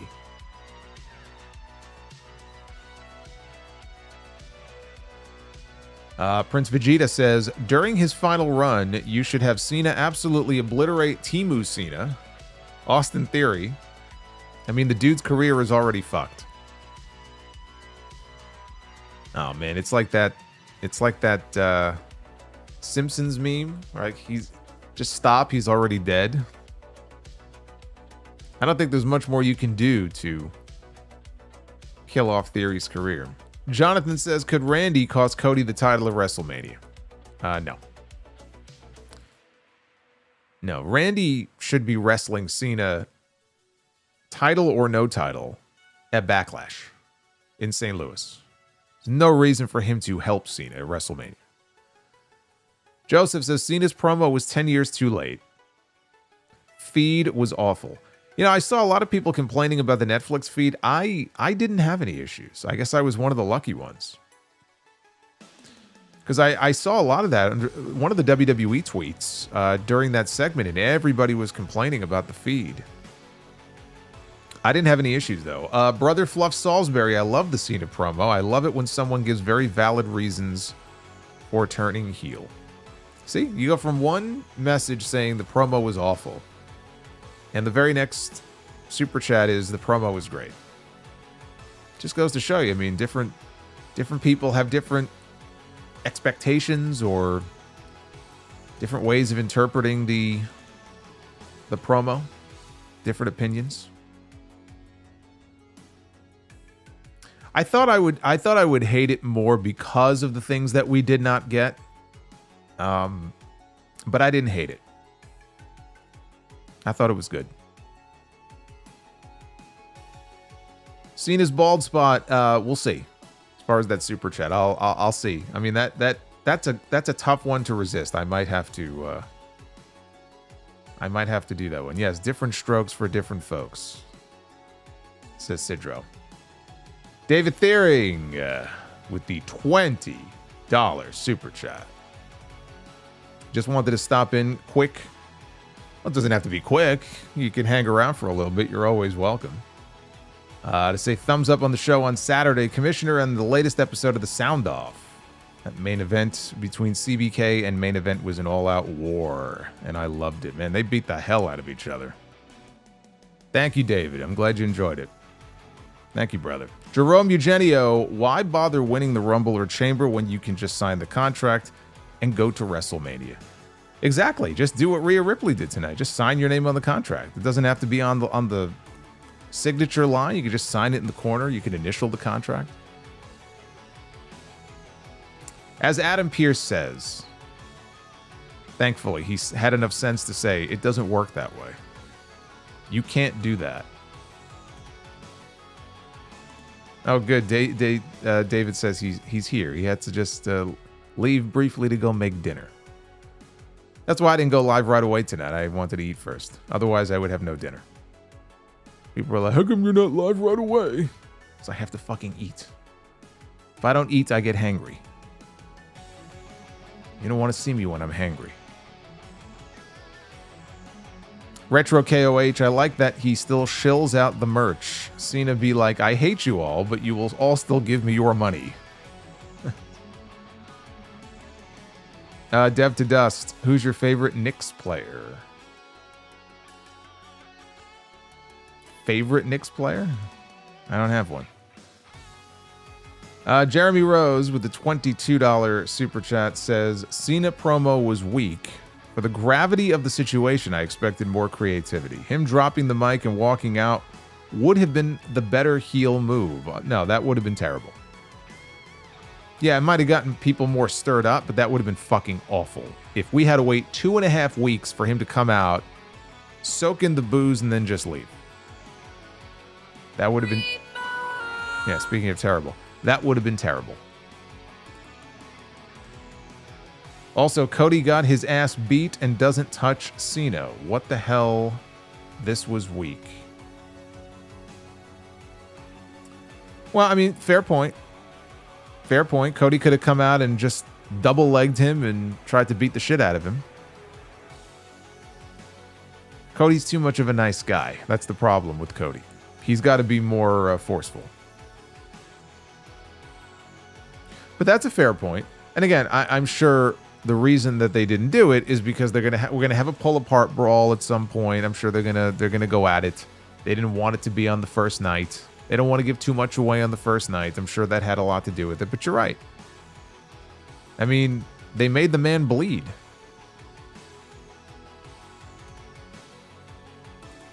Joseph Stewart, do you think Stone Cold Steve Austin will get involved in this storyline with Cena, Cody, and The Rock? I am hoping that he will make an appearance in the match at WrestleMania to fend off The Rock if The Rock tries to get involved. Do I think he's going to be involved in the story as far as joining with Rock and Cena or having a role beyond a cameo at WrestleMania? Absolutely not. But I am hopeful that he will play a role in the match in some way. He will be there. He's already been announced for signings that weekend. He's going to be in Las Vegas. There's no way he isn't on the show in some way, even if it's just to make an appearance and wave hello and drink beer. He'll be there. Luis says, John Cena has let down all of the sick Make-A-Wish kids whose wishes of meeting him were fulfilled. Screw heel John Cena. He now sucks. Well, Luis is obviously not very happy about this heel turn. See, Luis, you're one of the people he was talking about in his promo tonight. This is why he turned heel. Because of people like you. This journey called life, I really enjoyed hearing Corey on commentary. Yeah. I mean, look, he never should have been taken off Raw or SmackDown to begin with, so I wasn't surprised that he gelled well with Cole. Larry Jester, which of these attacks would build up a better story? Cena beats up R-Truth, or Gunther visits Rikishi, or Gunther beats up Jimmy, or should they do all three? I think they should do all three of them. Or just have Gunther beat up one family member and have Truth just, massacred in some way by Cena at some point. I think they both should happen. We got Aaron. That Cena promo was surreal. I was smiling the entire time. I never thought we would see this. As cliche as the You People shtick is, this may have been the best You People promo of all time. I just started laughing as soon as he went into the whole You People thing, because I called it. I said last week, but he got to give us the You People, right? And then what does he do? He goes out there and gives us the You People. I'm telling you, man, it's like it's a rite of passage in wrestling when you turn heel. You've got to blame the people. It's their fault.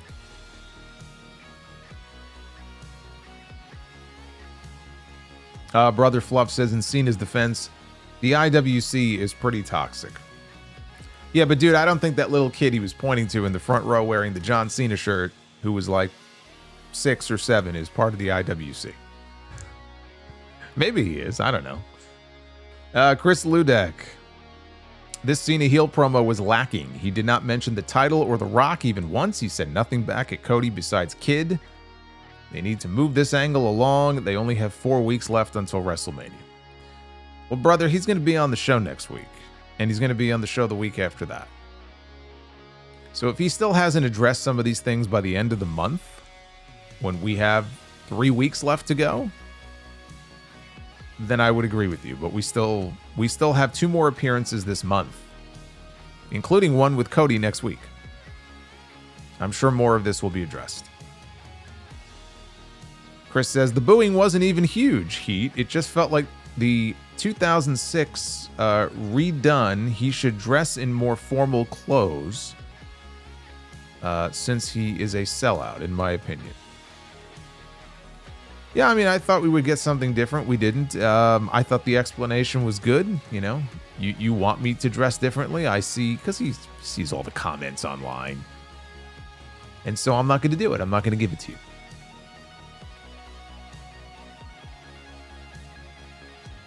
Vincent with the $5 super chat. Unpopular opinion. I would love Penta to stay a solo star in WWE instead of being stuck in a tag team with Rey Fenix. I don't see what's so unpopular about that. I said the same thing last week. And given the state of tag team wrestling in this company, Penta's better off doing the singles thing for a while.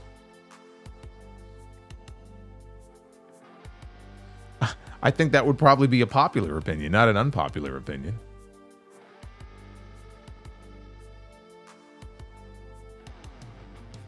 Joseph Brooks, what is the real world title record of 16 is fake? Well, it depends. I mean, you want to count Memphis. Jerry Lawler has like 100 and something championships. Flair, if you're going by Flair, Flair has said the real record, what is it, 21 or 23? I think 20. I think 21. It's over 20. The quote unquote real record, whatever you consider to be real, it's over 20. I don't know exactly when they settled on 16. It was during Flair's time in WCW. I don't remember exactly when.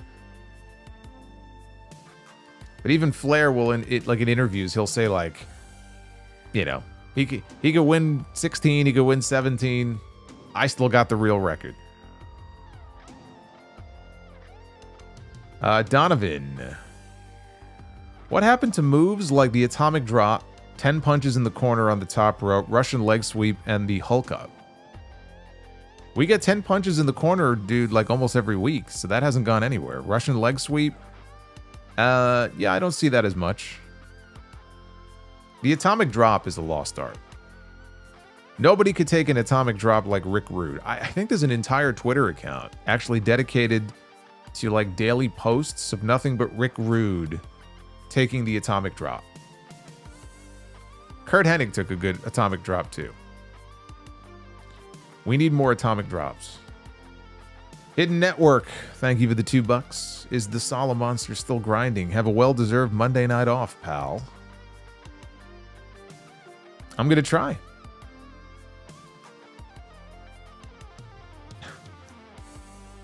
Turtlehead says, this background music sounds like a love scene in one of those 80s movies where a guy takes out an entire village. That's oddly specific. I would say that it kind of sounds like the background music of like a late night Skinamax movie back in the day. Like a love scene. This is our love scene here on the Sound Off. Honey Deep Fried Chicken says, this Gunther versus Jey Uso hype is like eating a cold potato salad. It's like eating a cold potato. Forget the salad. Bobby's World says, shout out to you, Solo. Taker and the Hulkster. A week ago, I sent you that super chat about Survivor Series 91, and now Hogan goes and does something stupid that prompts you to talk about it again. I'll never miss an opportunity to talk about that. I'm actually kind of pissed at myself because there were actually a couple of things I wanted to add to it that I forgot to even mention. Because Hogan has told so many different versions of that story about what happened to his neck, supposedly. I think he did 2 books. Each one of his books has 2 completely different explanations for what happened. One where he says, my head didn't actually come close to hitting. The other one where he says, my head hit. Like, he's so full of shit, he can't even keep track of his own lies. Either that or his brain is mush. Maybe it's a combination of both. Keep an eye out, though. That segment's going up on the YouTube channel tomorrow. Nick Grasso with the 1999. Oh, there's Armed Anderson. I'm not crazy about using this comparison, but this Chad Gable angle reminds me of the Owen Hart Blue Blazer angle. The Blue Blazer would show up and Owen would say it wasn't him and send other people out in the mask as well. No, it's very similar, actually. I was thinking the same thing. There are definite similarities between it. But as long as we don't get any stupid stunts with Chad Gable, then we should be fine. EJ. Shout out to Nick Bockwinkel for no particular reason other than he was awesome and is a GOAT. Hey, Bockwinkel and Heenan, man, hell of a combo. You know, people talk about Brock and Paul Heyman. They talk about Undertaker and Paul Bear.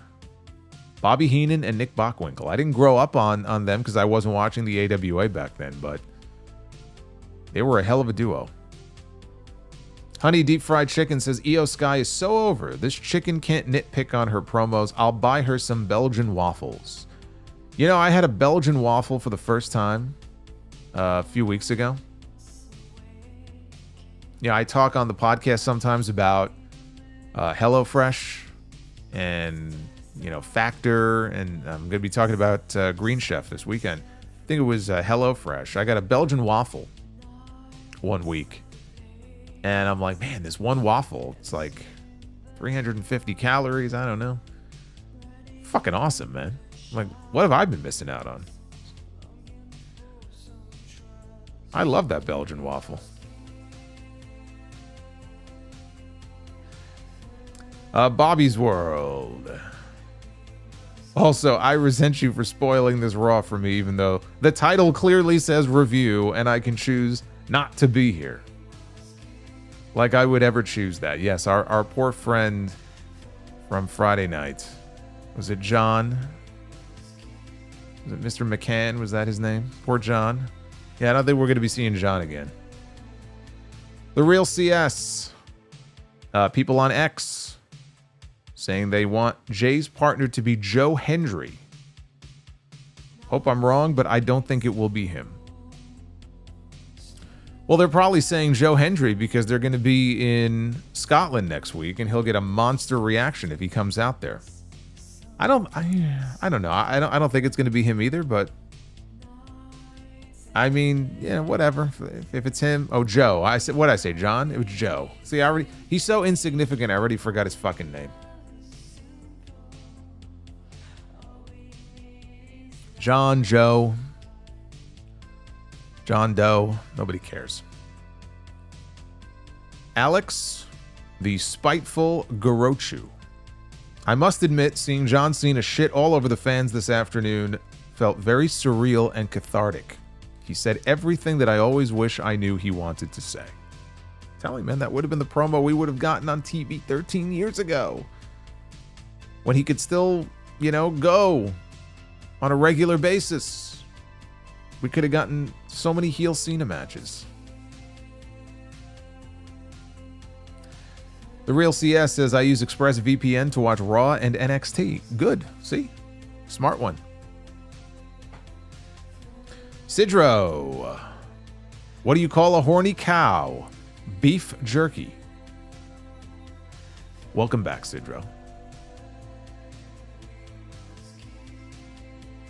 Honey deep fried chicken with flavor. This chicken would add 2 new singles title belts for Raw and SmackDown. Well, thank Christ you don't have power on that show. Yeah, that's exactly what we need. Darth Panic. We need a take your vitamins and become a drunk super chat, please. No. It's not take your it's what was it? What that guy say? Drink your beer and become a drunk. Man, those fans were angry at Hogan in that video. They were not happy. We have got Schmidt. Holy Schmidt. Look at this. $6 super chat. Thoughts? Roman versus Punk versus Rollins. Winner gets the services of Paul Heyman. Punk Roman obviously won Heyman. Seth could be to take Heyman away from them. As an official stipulation to the match, no. No, if you're going to shoot an angle where Heyman is going to leave Roman and go with Punk because of the favor, or if they did a big turn and a big swerve and Heyman ends up with Rollins, then that's one thing. But for the match to be for the service, it's almost like the custody of Dominic. Like, I don't like that as a formal stipulation for that match. I wouldn't do it that way. Base Beer says Hogan is for the kids.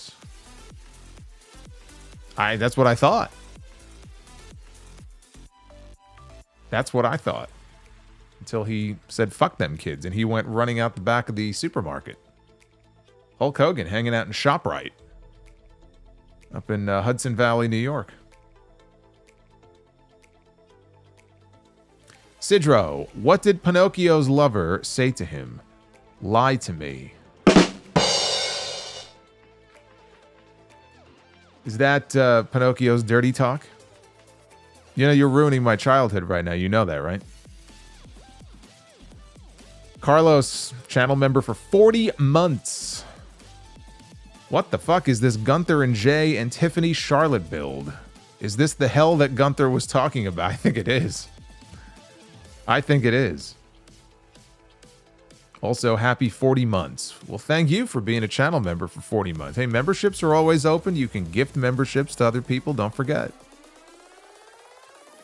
Thank you, Carlos. Not too many people longer than Carlos at 40 months. We have a few.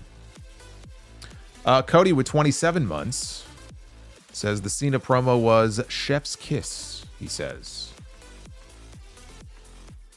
Duff's vids, why shouldn't you tell secrets in a cornfield?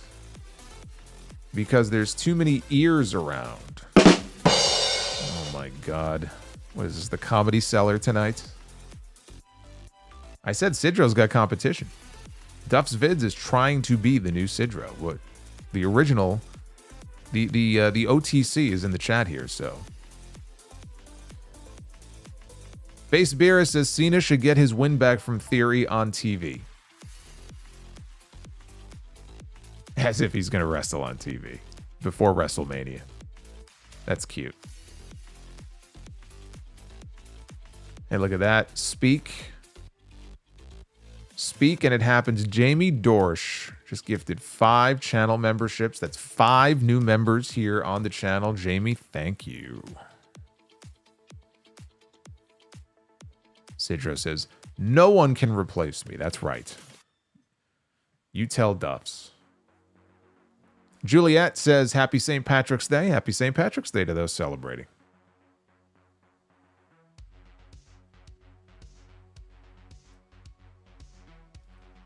I think I skipped ahead here, but yes, happy St. Patrick's Day nonetheless. I did skip ahead. Dark Effect. I've been singing John Cena sucks for 25 years. It's about time everyone finally realized this. I've hated every spinner belt he's ever won. For every wrestler who was buried under his boot, John Cena sucks. Well, I bet Dark Effect felt a certain way watching that promo tonight. Probably felt vindicated. Now we're seeing the John Cena that he's known has existed all these years. Why is Solomonster a Punk hater? Why does he hate Punk so much? What did he ever do to him? The Fire Panda has arrived, everybody. Fire Panda wanted to make it known that she has arrived. Jamie says that Cena promo, blah. Well, it was fiery. Found it disappointing. Yeah, I mean, there's been a lot of divided opinion about it here tonight in the chat. Where's the green mic for St. Patty's? No, it's Raw. It's a red mic night. All right, no green mic. Dark Effect. I've never once cheered Cena going to all the way back to the prototype, and that won't change now. I will say, however, that this heel run has me more interested in what he is doing than the last 25 years combined. That's why I'm enjoying it so far. Not that we've seen a lot. We've had one fucking appearance since the Elimination Chamber, but you know, this is what I've been waiting for, and I would much rather it be like this than just have two baby faces like Cena and Cody who are kind of like one and the same. It's almost like Brie mode, you know? It would be awful. So I'm glad that at least they went in this direction with one of them, and it wasn't going to be Cody, so it had to be Cena. Because that would have been foolish.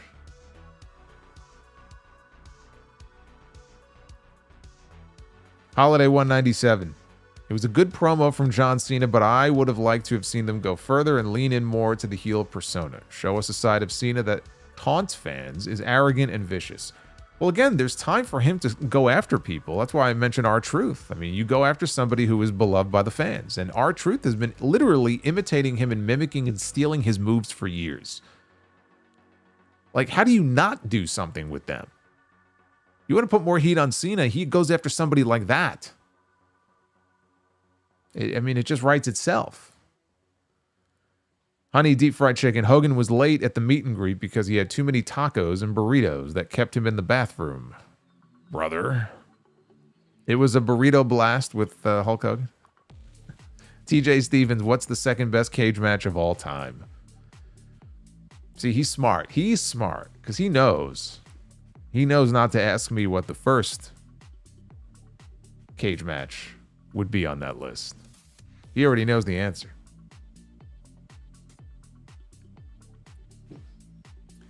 You know, if you're talking regular steel cage matches, I don't know. I'd have to think about that. I was just watching the Madison Square Garden cage match compilation earlier that they put up on the Vault like a week ago. There's a pretty good one on there with Savage and DiBiase. I'll tell you what, there's a tag team one. And this is from like 86 with the mesh cage before they even debuted the Blue Bar one. And it has Savage and Adrian Adonis against Tito Santana and Bruno Sammartino.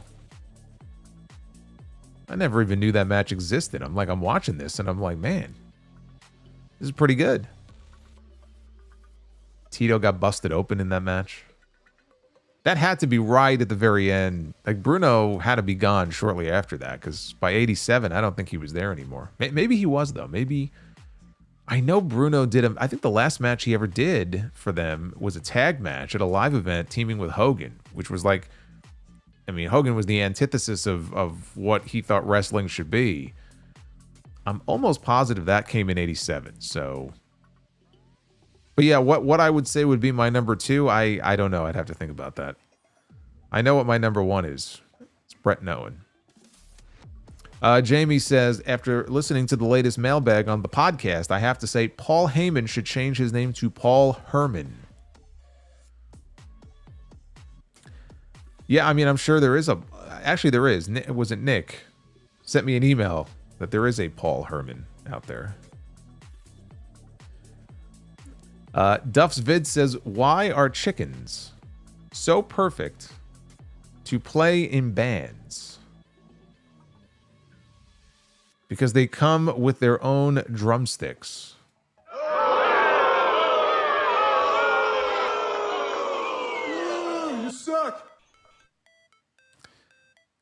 Thank you, Duff's Vids. Magnum TA and Tully Blanchard in 85 in the cage. You know what? That might be number 2. Some would say that's number 1. I can't not have Brett and Owen in the number 1 spot. I have a personal affection for that match. But Magnum TA and Tully Blanchard would probably be the answer.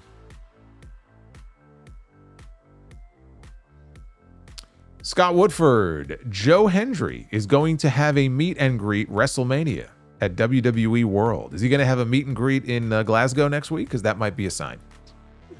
That might be a sign then of who Jey Uso's mystery partner is going to be. TJ says also props for matching your pop filter to the shows. Well, I try to be stylish in that way, you know. Monday is red, Friday is blue. I might use the blue for more than Friday. I mean, blue's my favorite color, so. And black is for AEW. Leopoldo, if Jey beats Theory in 30 seconds, does Cena get his win back in 3? At this point, Theory and Waller should both lay down for him and just be buried down under for good. You know, brother, if that grave gets dug any deeper, they're not going to be able to climb out of it. It's getting awful deep for those two. Bret Hart, I don't want Penta and Rey Fenix associated with Rey Mysterio. I'm not a superstitious Bred, but it seems that every Latino that works him ends up less over or forgotten. Penta and Rey will work together at some point.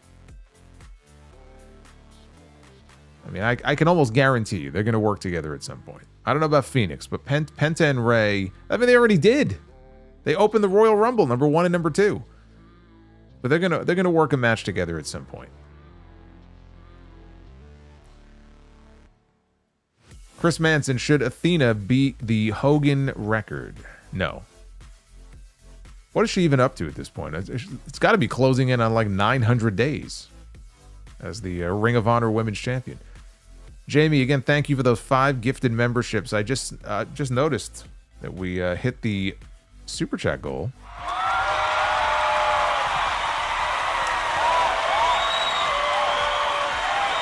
So we will be doing a bonus round of Be the Booker. You got 2 rounds coming your way. I just looked and I just noticed. Pro Wrestling Fan 1995 with 33 months. Catching up to Carlos. You only got 7 more to go. I really enjoyed Cena's first heel promo. Great stream as always. Amazing. I made that up. He didn't say amazing. Great stream as always. Listening to you while I play 2K25. Yes, I have a copy of a freshly downloaded copy of 2K25. I have no idea when I'll be able to play it. But if I ever do, we will reignite Sound Off Gamer, at least until I rage quit like I did last year. So I just have to find the time to sit down and actually play around with it, and I have to, oh God, I have to create a new character now all over again. You know, it takes me like 5 hours to create this friggin' character. I wish there was a way to port the character over from 2K24 to 2K25. Can I do that? Is there a way to do that?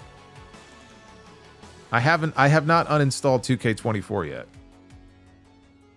That would make my life a lot easier if there was a way to do that. The Real CS, I want to see the Hardys against Fraxium again. Well, then go back and replay Roadblock. Then you can see it again.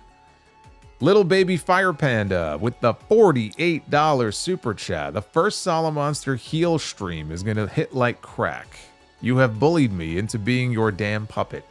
Oh, I'm gonna you people you when the time is right. I haven't been pushed to the brink yet, but when I am, the you people promo I'm gonna cut on all of you, man. It's gonna be nuclear. David says, Be the Booker second round unlocked. Yes, indeed.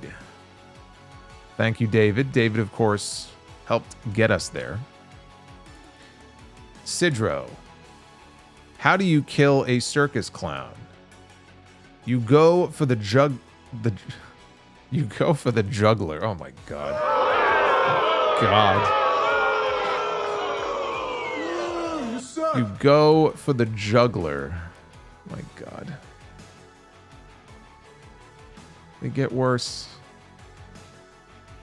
This journey called life. Wish we got a Hornswoggle appearance on Raw today.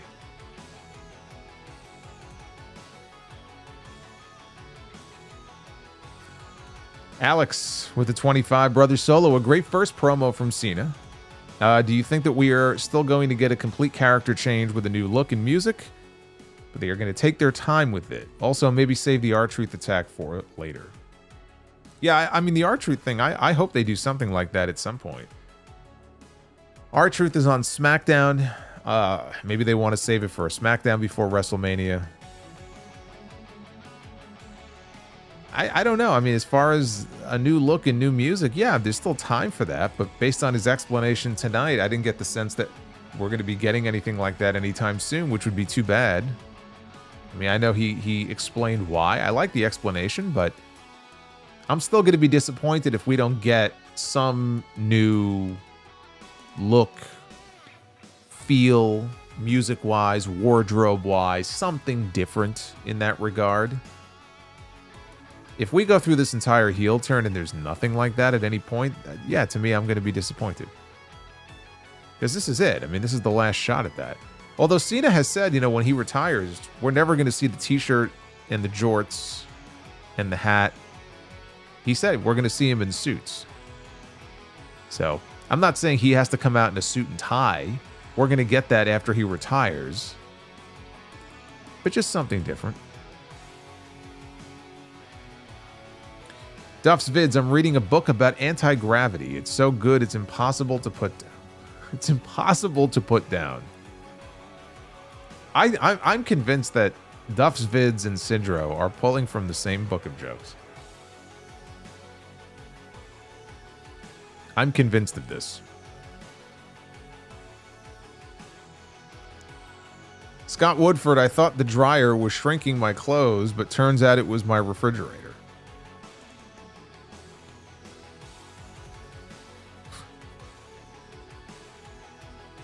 Leopoldo, that romantic song you played earlier sounds just like the De Niro love scene track in Heat, which, by the way, cheesy song aside, I agree is an all-time great. Now, you want to... I love the end of Heat, when the credits roll and they play that Moby song, which I forget the name now. It has like a long name. That's a great song. Sidro, what is a porn star's favorite drink? 7-Up Insider. Oh, Jesus Christ. 7-Up Insider.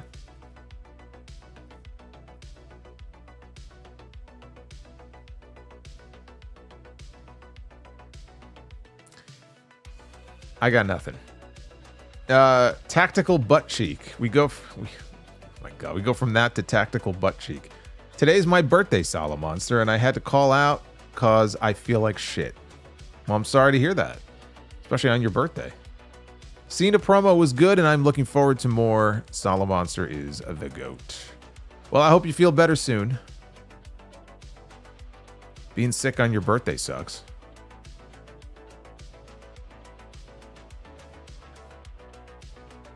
Duff's Vids. At any given time, the urge to sing "The Lion Sleeps Tonight" is just a whim away.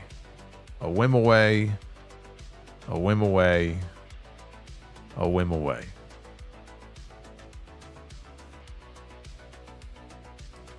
EJ Slant, mine would be Flair versus Race, Starcade 83.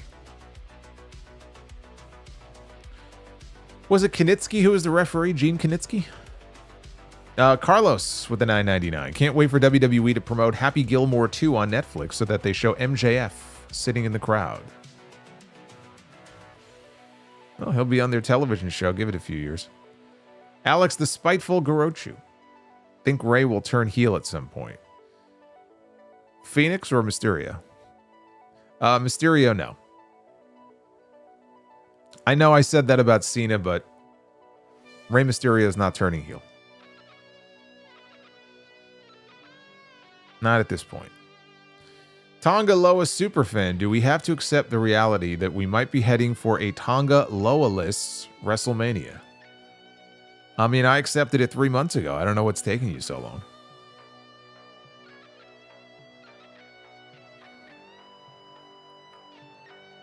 Alejandro says Solomonster are going to show up in full John Cena attire, one live stream, and scream a You People promo and say that you will get nothing. And then I just end the stream.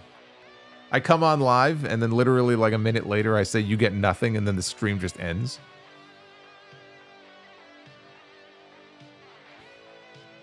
Laid back Lashar. I liked the promo that Cena cut, but I felt that at times it was a little bit exaggerated. How do you feel about that? I think that's fair. There were times where you could say that maybe it was a little forced. Just the idea that he was so adamantly, healing on the fans when he's been so well received now the last few years. That's why I said it feels like this is the promo that would have been better cut 13 years ago. But I think he found a way to make it work. Just the idea that, he has spent the last 20 plus years trying to please everybody else. And this is it, because it's his last year. This is my time now. Like, I hate to cut the promo for him, but basically I look at it as we don't know why he felt he needed to do what he did to Cody at Elimination Chamber.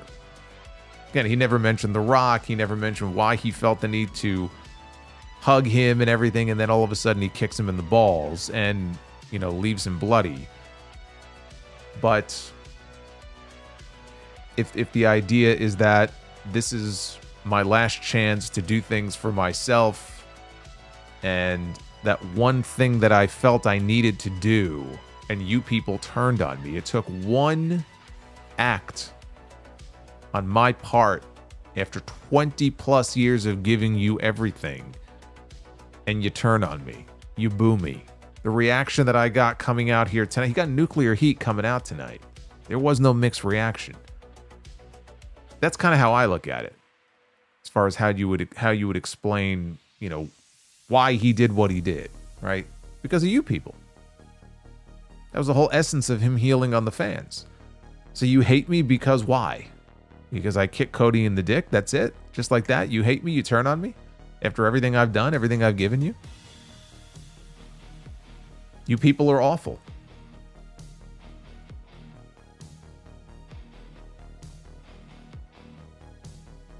Base Barris, you wearing green. Wear the Batman mask again. I'm not wearing green. I didn't even think, honestly, I should have wore green. Alexander, Brother Solo, would you say Mercedes, Rhea, Charlotte, Britt, and Trish are the 5 most iconic female wrestlers of all time? Who are your... you just named all wrestlers from the current era. You didn't even mention... You're talking all time. There's a movie out right now about one. There's a movie out right now about Mildred Burke. She's getting the movie treatment.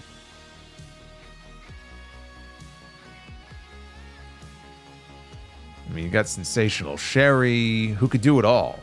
She could work, she could talk, she could be a manager. So no, I would not say that those 5 that you just named are the most iconic female wrestlers of all time. There is a high recency bias there. I don't even know why Britt is on that list. Nothing. It's not a knock on her personally, but how is Britt one of the most iconic female wrestlers of all time? I don't understand that.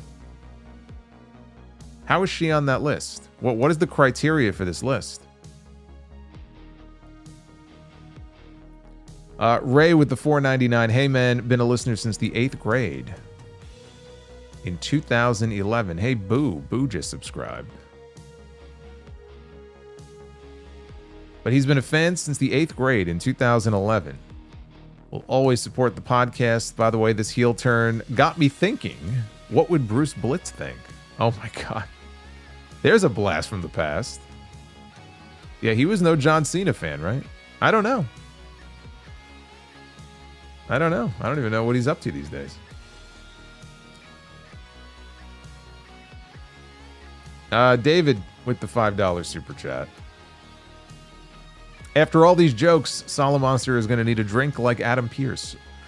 I need a drink like Adam Pearce every week. It's a miracle I'm not an alcoholic. Honey deep fried chicken. Jesse Ventura is cooler than Hulk Hogan. Well, that is undoubtedly true. And Sidro, I get big each time you blow me. What am I? A balloon.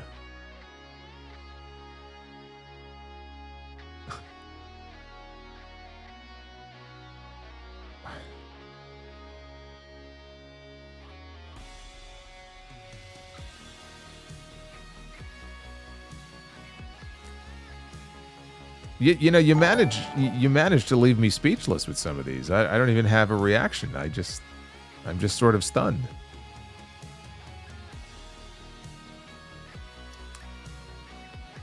AEW Defender Dr. Scorpio. Can't wait for Cena to win the title at WrestleMania and then hide it in a briefcase, refuse to put people over and give us subpar main events and tell us this is good shit, pal. Thank you, AEW Defender. We got a World Championship match coming up this Wednesday. Jon Moxley against Adam Copeland, Part 2. Tongaloa Superfan, do you think we'll get any heel Rock Cena tag team matches? No. Didn't even mention The Rock tonight. His name never came up once. Cameron Spencer, fire Nico Harrison. And Base Beerus, better promo. Raven or Jake Roberts? Jake Roberts.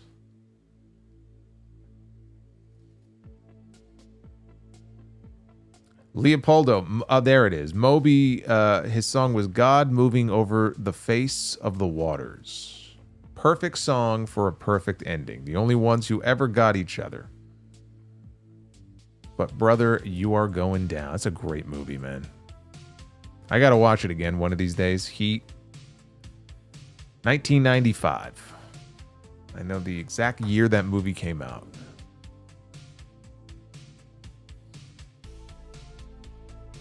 But yeah, that was the name of the song I was talking about before. God Moving Over the Face of the Waters.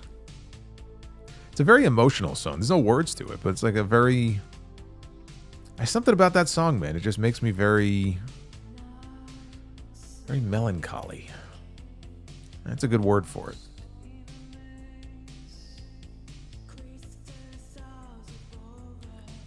Awesome. Well, we hit the second goal. So we're gonna get 2 rounds in tonight of Be the Booker, man. You guys have crushed it, guys. We are heading towards Brie mode. We are heading towards Brie mode. That's the 3rd one tonight. Eminem, but I love it. I hate it, but I love it. Eminem with the $25 super chat. Says 1 for the money, 2 for the show, and a double Be the Booker to go. Go, go. The Barcelona crowd serenading Cena with John Cena Sucks to his theme was music to my ears. I think Barcelona. He wasn't in Barcelona. I think you're talking about Brussels.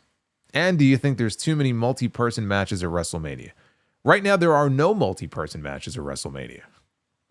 These are all the matches that it appears we are going to get. Nothing has actually officially been announced yet. So we can't say that there are too many multi-man matches at WrestleMania or multi-person matches because none of them have actually been announced yet. But if they pan out the way that I think they're going to pan out, then yeah, I think there may be one too many of them. Yes, Barcelona though was Friday. Tonight was Brussels. Then it's Bologna on Friday. That's what my mom used to put in my lunchbox when I was a little Solomonster. Some Bologna. I used to have a Bologna sandwich. See, I got the jokes too. I didn't say they were good, but I got the jokes too. All right, 2 rounds coming up. Be the Booker. Let's go to round 1. Let's do it. Ladies and gentlemen, it is now time to Be the Booker. Hey, it was on this day this very day back in 1997 on Raw, that this match right here, a steel cage match, took place between Bret Hart and Psycho Sid for the WWF Championship. Had Bret won the title, man, it could have been Bret Hart and Steve Austin for the world title at WrestleMania. But he blew the whole damn thing because he's a loser. Of course, we all know what came after that match. They put that match up on the Vault channel today. They cut the entire ending out. So we did the best part of that segment. They didn't include that in the upload. All right, we're going to start with Women's Be the Booker just to do things a little bit different here. In this round number 1. And we are beginning with Ivory. This is from her Right to Censor days. I hated Right to Censor. Not in the heel way. I just like in the get off my TV way. Ivory and Lita. That had to be a match back then. I'm sure that match actually happened too. Ivory and Lita. I'm sure it did. All right, tag team Be the Booker. That's right. Psycho Sidro, baby. We have Best Friends. Trent and Chuck. Ugh. All right. Not liking where this is going. Best Friends and the East-West Connection from the AWA, from the Twin Cities. It is Jesse Ventura and Adrian Adonis against Best Friends. I don't mind these two, but it's not a match I really care for. I'm sorry to say.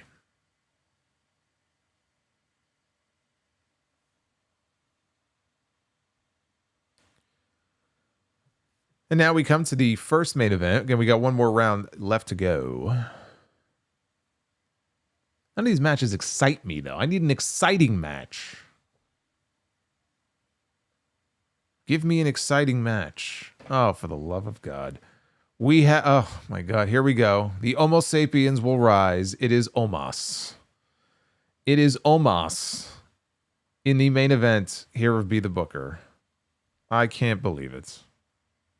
WWE won't book him, but we have him booked here in Be the Booker. Oh my God. Omos against Roddy Piper. I must admit, I would like to see what that match would look like. Piper and Omos.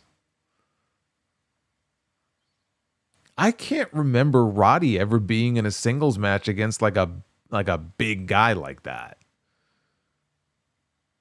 So I don't know how the match itself would go. Probably not very well. But I think Piper can make this work. I think he can make that work. Now, as we usually do with round number 2, we are going to do stipulations for each of these matches. Some new ones have been added. Let us find out what this tag team match will be. It will be a Mimosa Mayhem match. A tag team Mimosa Mayhem match.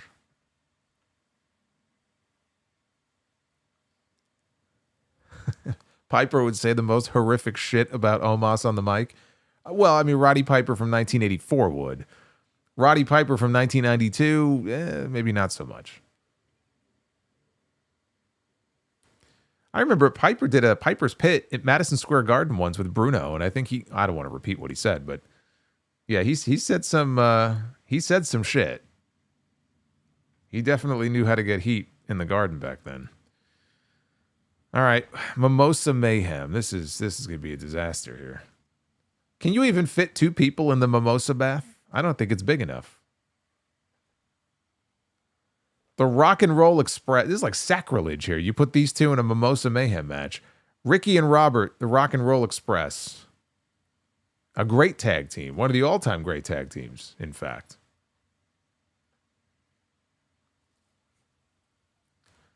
against Pretty Deadly in a Mimosa Mayhem match. I mean, it should have been a buzz right from the stip, but I wanted to see who was going to be in this match. Well, the stipulation killed it. See if we have better luck with the ladies here. Terrible. I'll bet the Rock and Roll Express had their fair share of mimosas back in the day after the matches. All right, we got a fight pit with the women. We got a female fight pit match here. This is going to be interesting. We need some tough ladies here. They're going to tape up the fists, enter the fight pit. Who's going in? Who is going into the fight pit? Lacey Evans is one of the women entering the fight pit. Well, she did serve, didn't she? Did she not in the armed forces? I believe she could probably hold her own in the fight pit. Lacey Evans going to be taking on Roxanne Perez. How are we feeling about this? I don't know. I don't know if I want to give it a bell or a buzz. What do we think about this? Fight pit match, Roxanne Perez.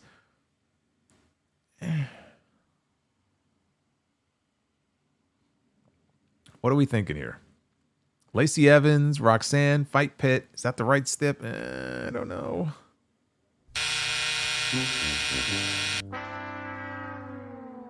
I'm sorry. That's a no for me, dog.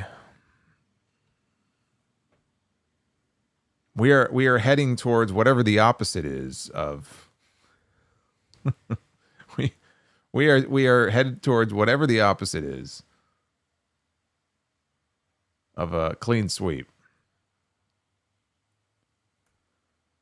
And we're going old school here, man. Good old-fashioned steel cage match, because we didn't get enough of those last week. We need to have another one. Talk about killing a gimmick dead.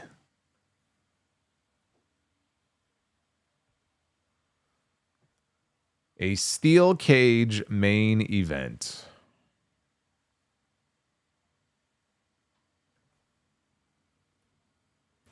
Kenny Omega, the reigning AEW International Champion, will be on one side of the cage, and on the other, who's it going to be? Kenny's in the main event. I feel pretty good about this one. Oh, I feel great about this one. In the cage, Kenny Omega and Minoru Suzuki. We avoided catastrophe here. We got one. And that's all you need sometimes. All you need is one. Kenny Omega and Minoru Suzuki in a cage. I like that. Maybe not for Kenny, but I do like that. Very good. And there you go. You got 2 rounds of Be the Booker there. We just booked a full card. We had, 6 matches? That's 1 match too many for Triple H, though, on his PLEs. Too many matches for him. AEW Defender, Dr. Scorpio. Normally I stand up for AEW, but I can't stand up for another Mox versus Cope. It's like watching Hogan versus Hollywood Hogan at their worst politically. Neither guy wants to lose clean. Hashtag Death Riders for life. Well, somebody's going to have to lose on Wednesday. Something's got to give. Find out if they can make up for what we got last weekend. Duff's Vid says, last one, if the Megalodon was still alive, what would it eat? Fish and ships. Not your best work. You see, I feel like the last one you would have ended on a high note. But thank you, Duff's Vids. There were some good ones in there tonight. You have given Psycho Sidro some good competition, I will say. We got a good back and forth going on here. Base Beer says the next Bong rip is for you, Solo. Thank you. Enjoy. Demetrius Hodge, Ivory versus Lita, a rematch, 25 years in the making.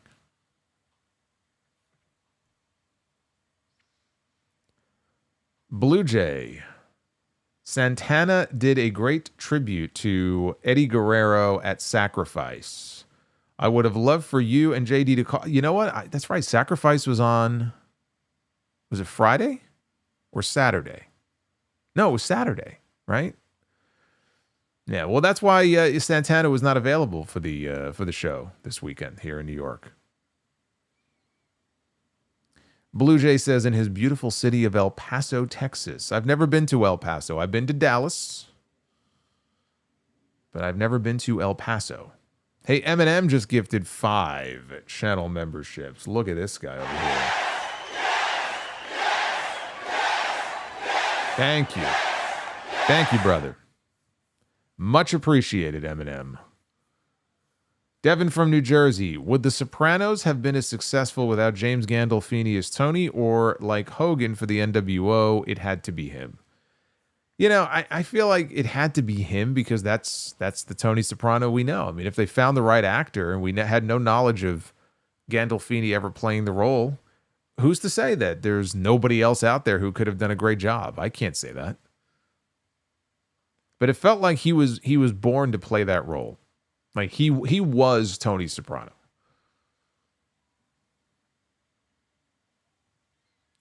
Honey Deep Fried Chicken, Omega versus Suzuki, Jim Cornette as the referee and Solomonster as the enforcer. I don't want to get anywhere near that, man. Fucking enforcer. What am I going to enforce? What am I going to do? I'm going to enforce? I don't want to get anywhere near these guys.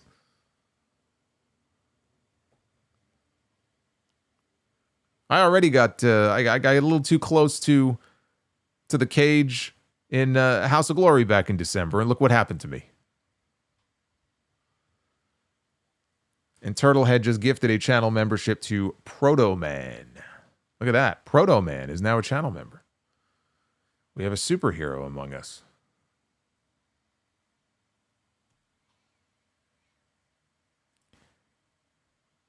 Have I ever tried Deal Dough Pizza in Brooklyn? No. Never heard of him.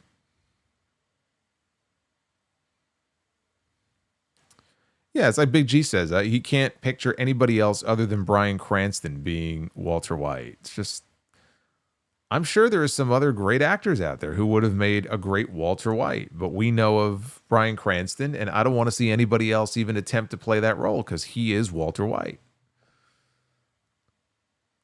I can't say that nobody else would have been able to do as good of a job.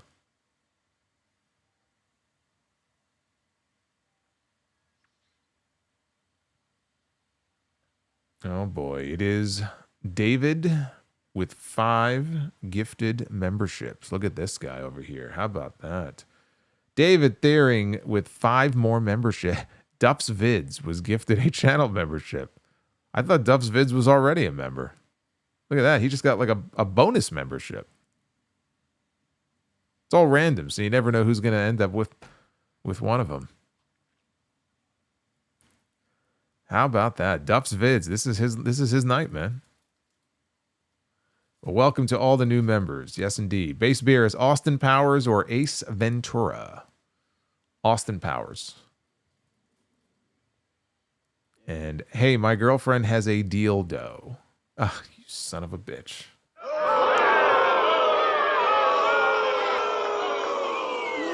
You suck. All right, you got me. Very good. Very good. You slimy little SOB. It's like our friend, I smoke a lot of weed. That'll be an all-time classic. I legitimately thought that it was some kind of coffee name. I had to say it like 5 times before I figured out what the fuck it was. And then I laughed my ass off. Stupid son of a bitch. Oh, man. Yeah, I should leave now because I'm going to leave now. Anyway, thank you guys. Thank you for the slightly earlier Raw stream. See, it's nice because normally I wouldn't be going live for another, 30 minutes? And then end up going to bed at 3:30 in the morning. So maybe tonight I'll go to bed at 2:30. Yeah, we'll get that extra hour of sleep that we never get. The ghost is still float. We haven't seen the ghost. The ghost has not been seen tonight. I'm sure he's floating around somewhere. Sound Off Gamer returning. I am hopeful that, yes, Sound Off Gamer will return. I have 2K25 downloaded in Steam. I have not played it yet. I have not had a chance to even try it out. So I don't know when, but there should be a new Sound Off Gamer coming very soon. The next time I'm going to be live here with you will be Wednesday night, right back here for the Dynamite post show. I am hoping against hope that we will get a better show than the one that we got last week, and a better main event than the one that we got at Revolution. Because they've kind of loaded the show up this week. We have a World Championship street fight in the main event. We have an international four-way to find out who's wrestling Kenny Omega at Dynasty. Megan Bayne and Chris Statlander again. They've announced, I think, a couple of other matches as well. So let's see. Let's see how Dynamite turns out tomorrow night. And then Friday, again, I'll be live a little bit earlier than usual, maybe 9-ish. I'll keep you guys posted. Oh, you'll see. The page will go up at some point. Just make sure you're subbed to the channel. And you should get the notification for it. But they're going to be live in Italy. And so we'll talk about the Roman Reigns and CM Punk, Seth Rollins confrontation that's coming. We should have a WrestleMania match coming out of it. We'll see how Paul Heyman factors into that. That'll be on Friday night. And then next Monday, we'll do the same thing that we did tonight, but maybe, I don't know, maybe an hour later. Because again, we're always going to be live on Netflix at 4 Eastern, so just be aware of that. And I'll have dinner after. I'm not going to go live right after, but we'll go live earlier again next Monday. So trying to make the most of this earlier schedule while we have it. Eminem is coming in. There he is. Shut the fuck up. There he is.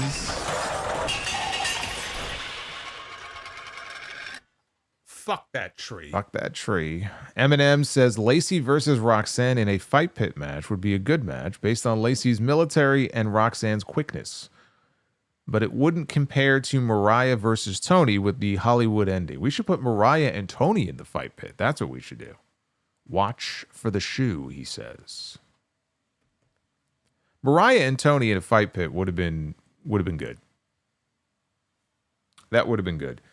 So yeah, those are the upcoming streams on this channel. Of course, I'll be live tomorrow night for Tuesday Night Titans over on JD's channel. So we have that. Obviously, we'll talk about the John Cena stuff. So a lot of live content coming up this week. Hopefully you guys will check it all out.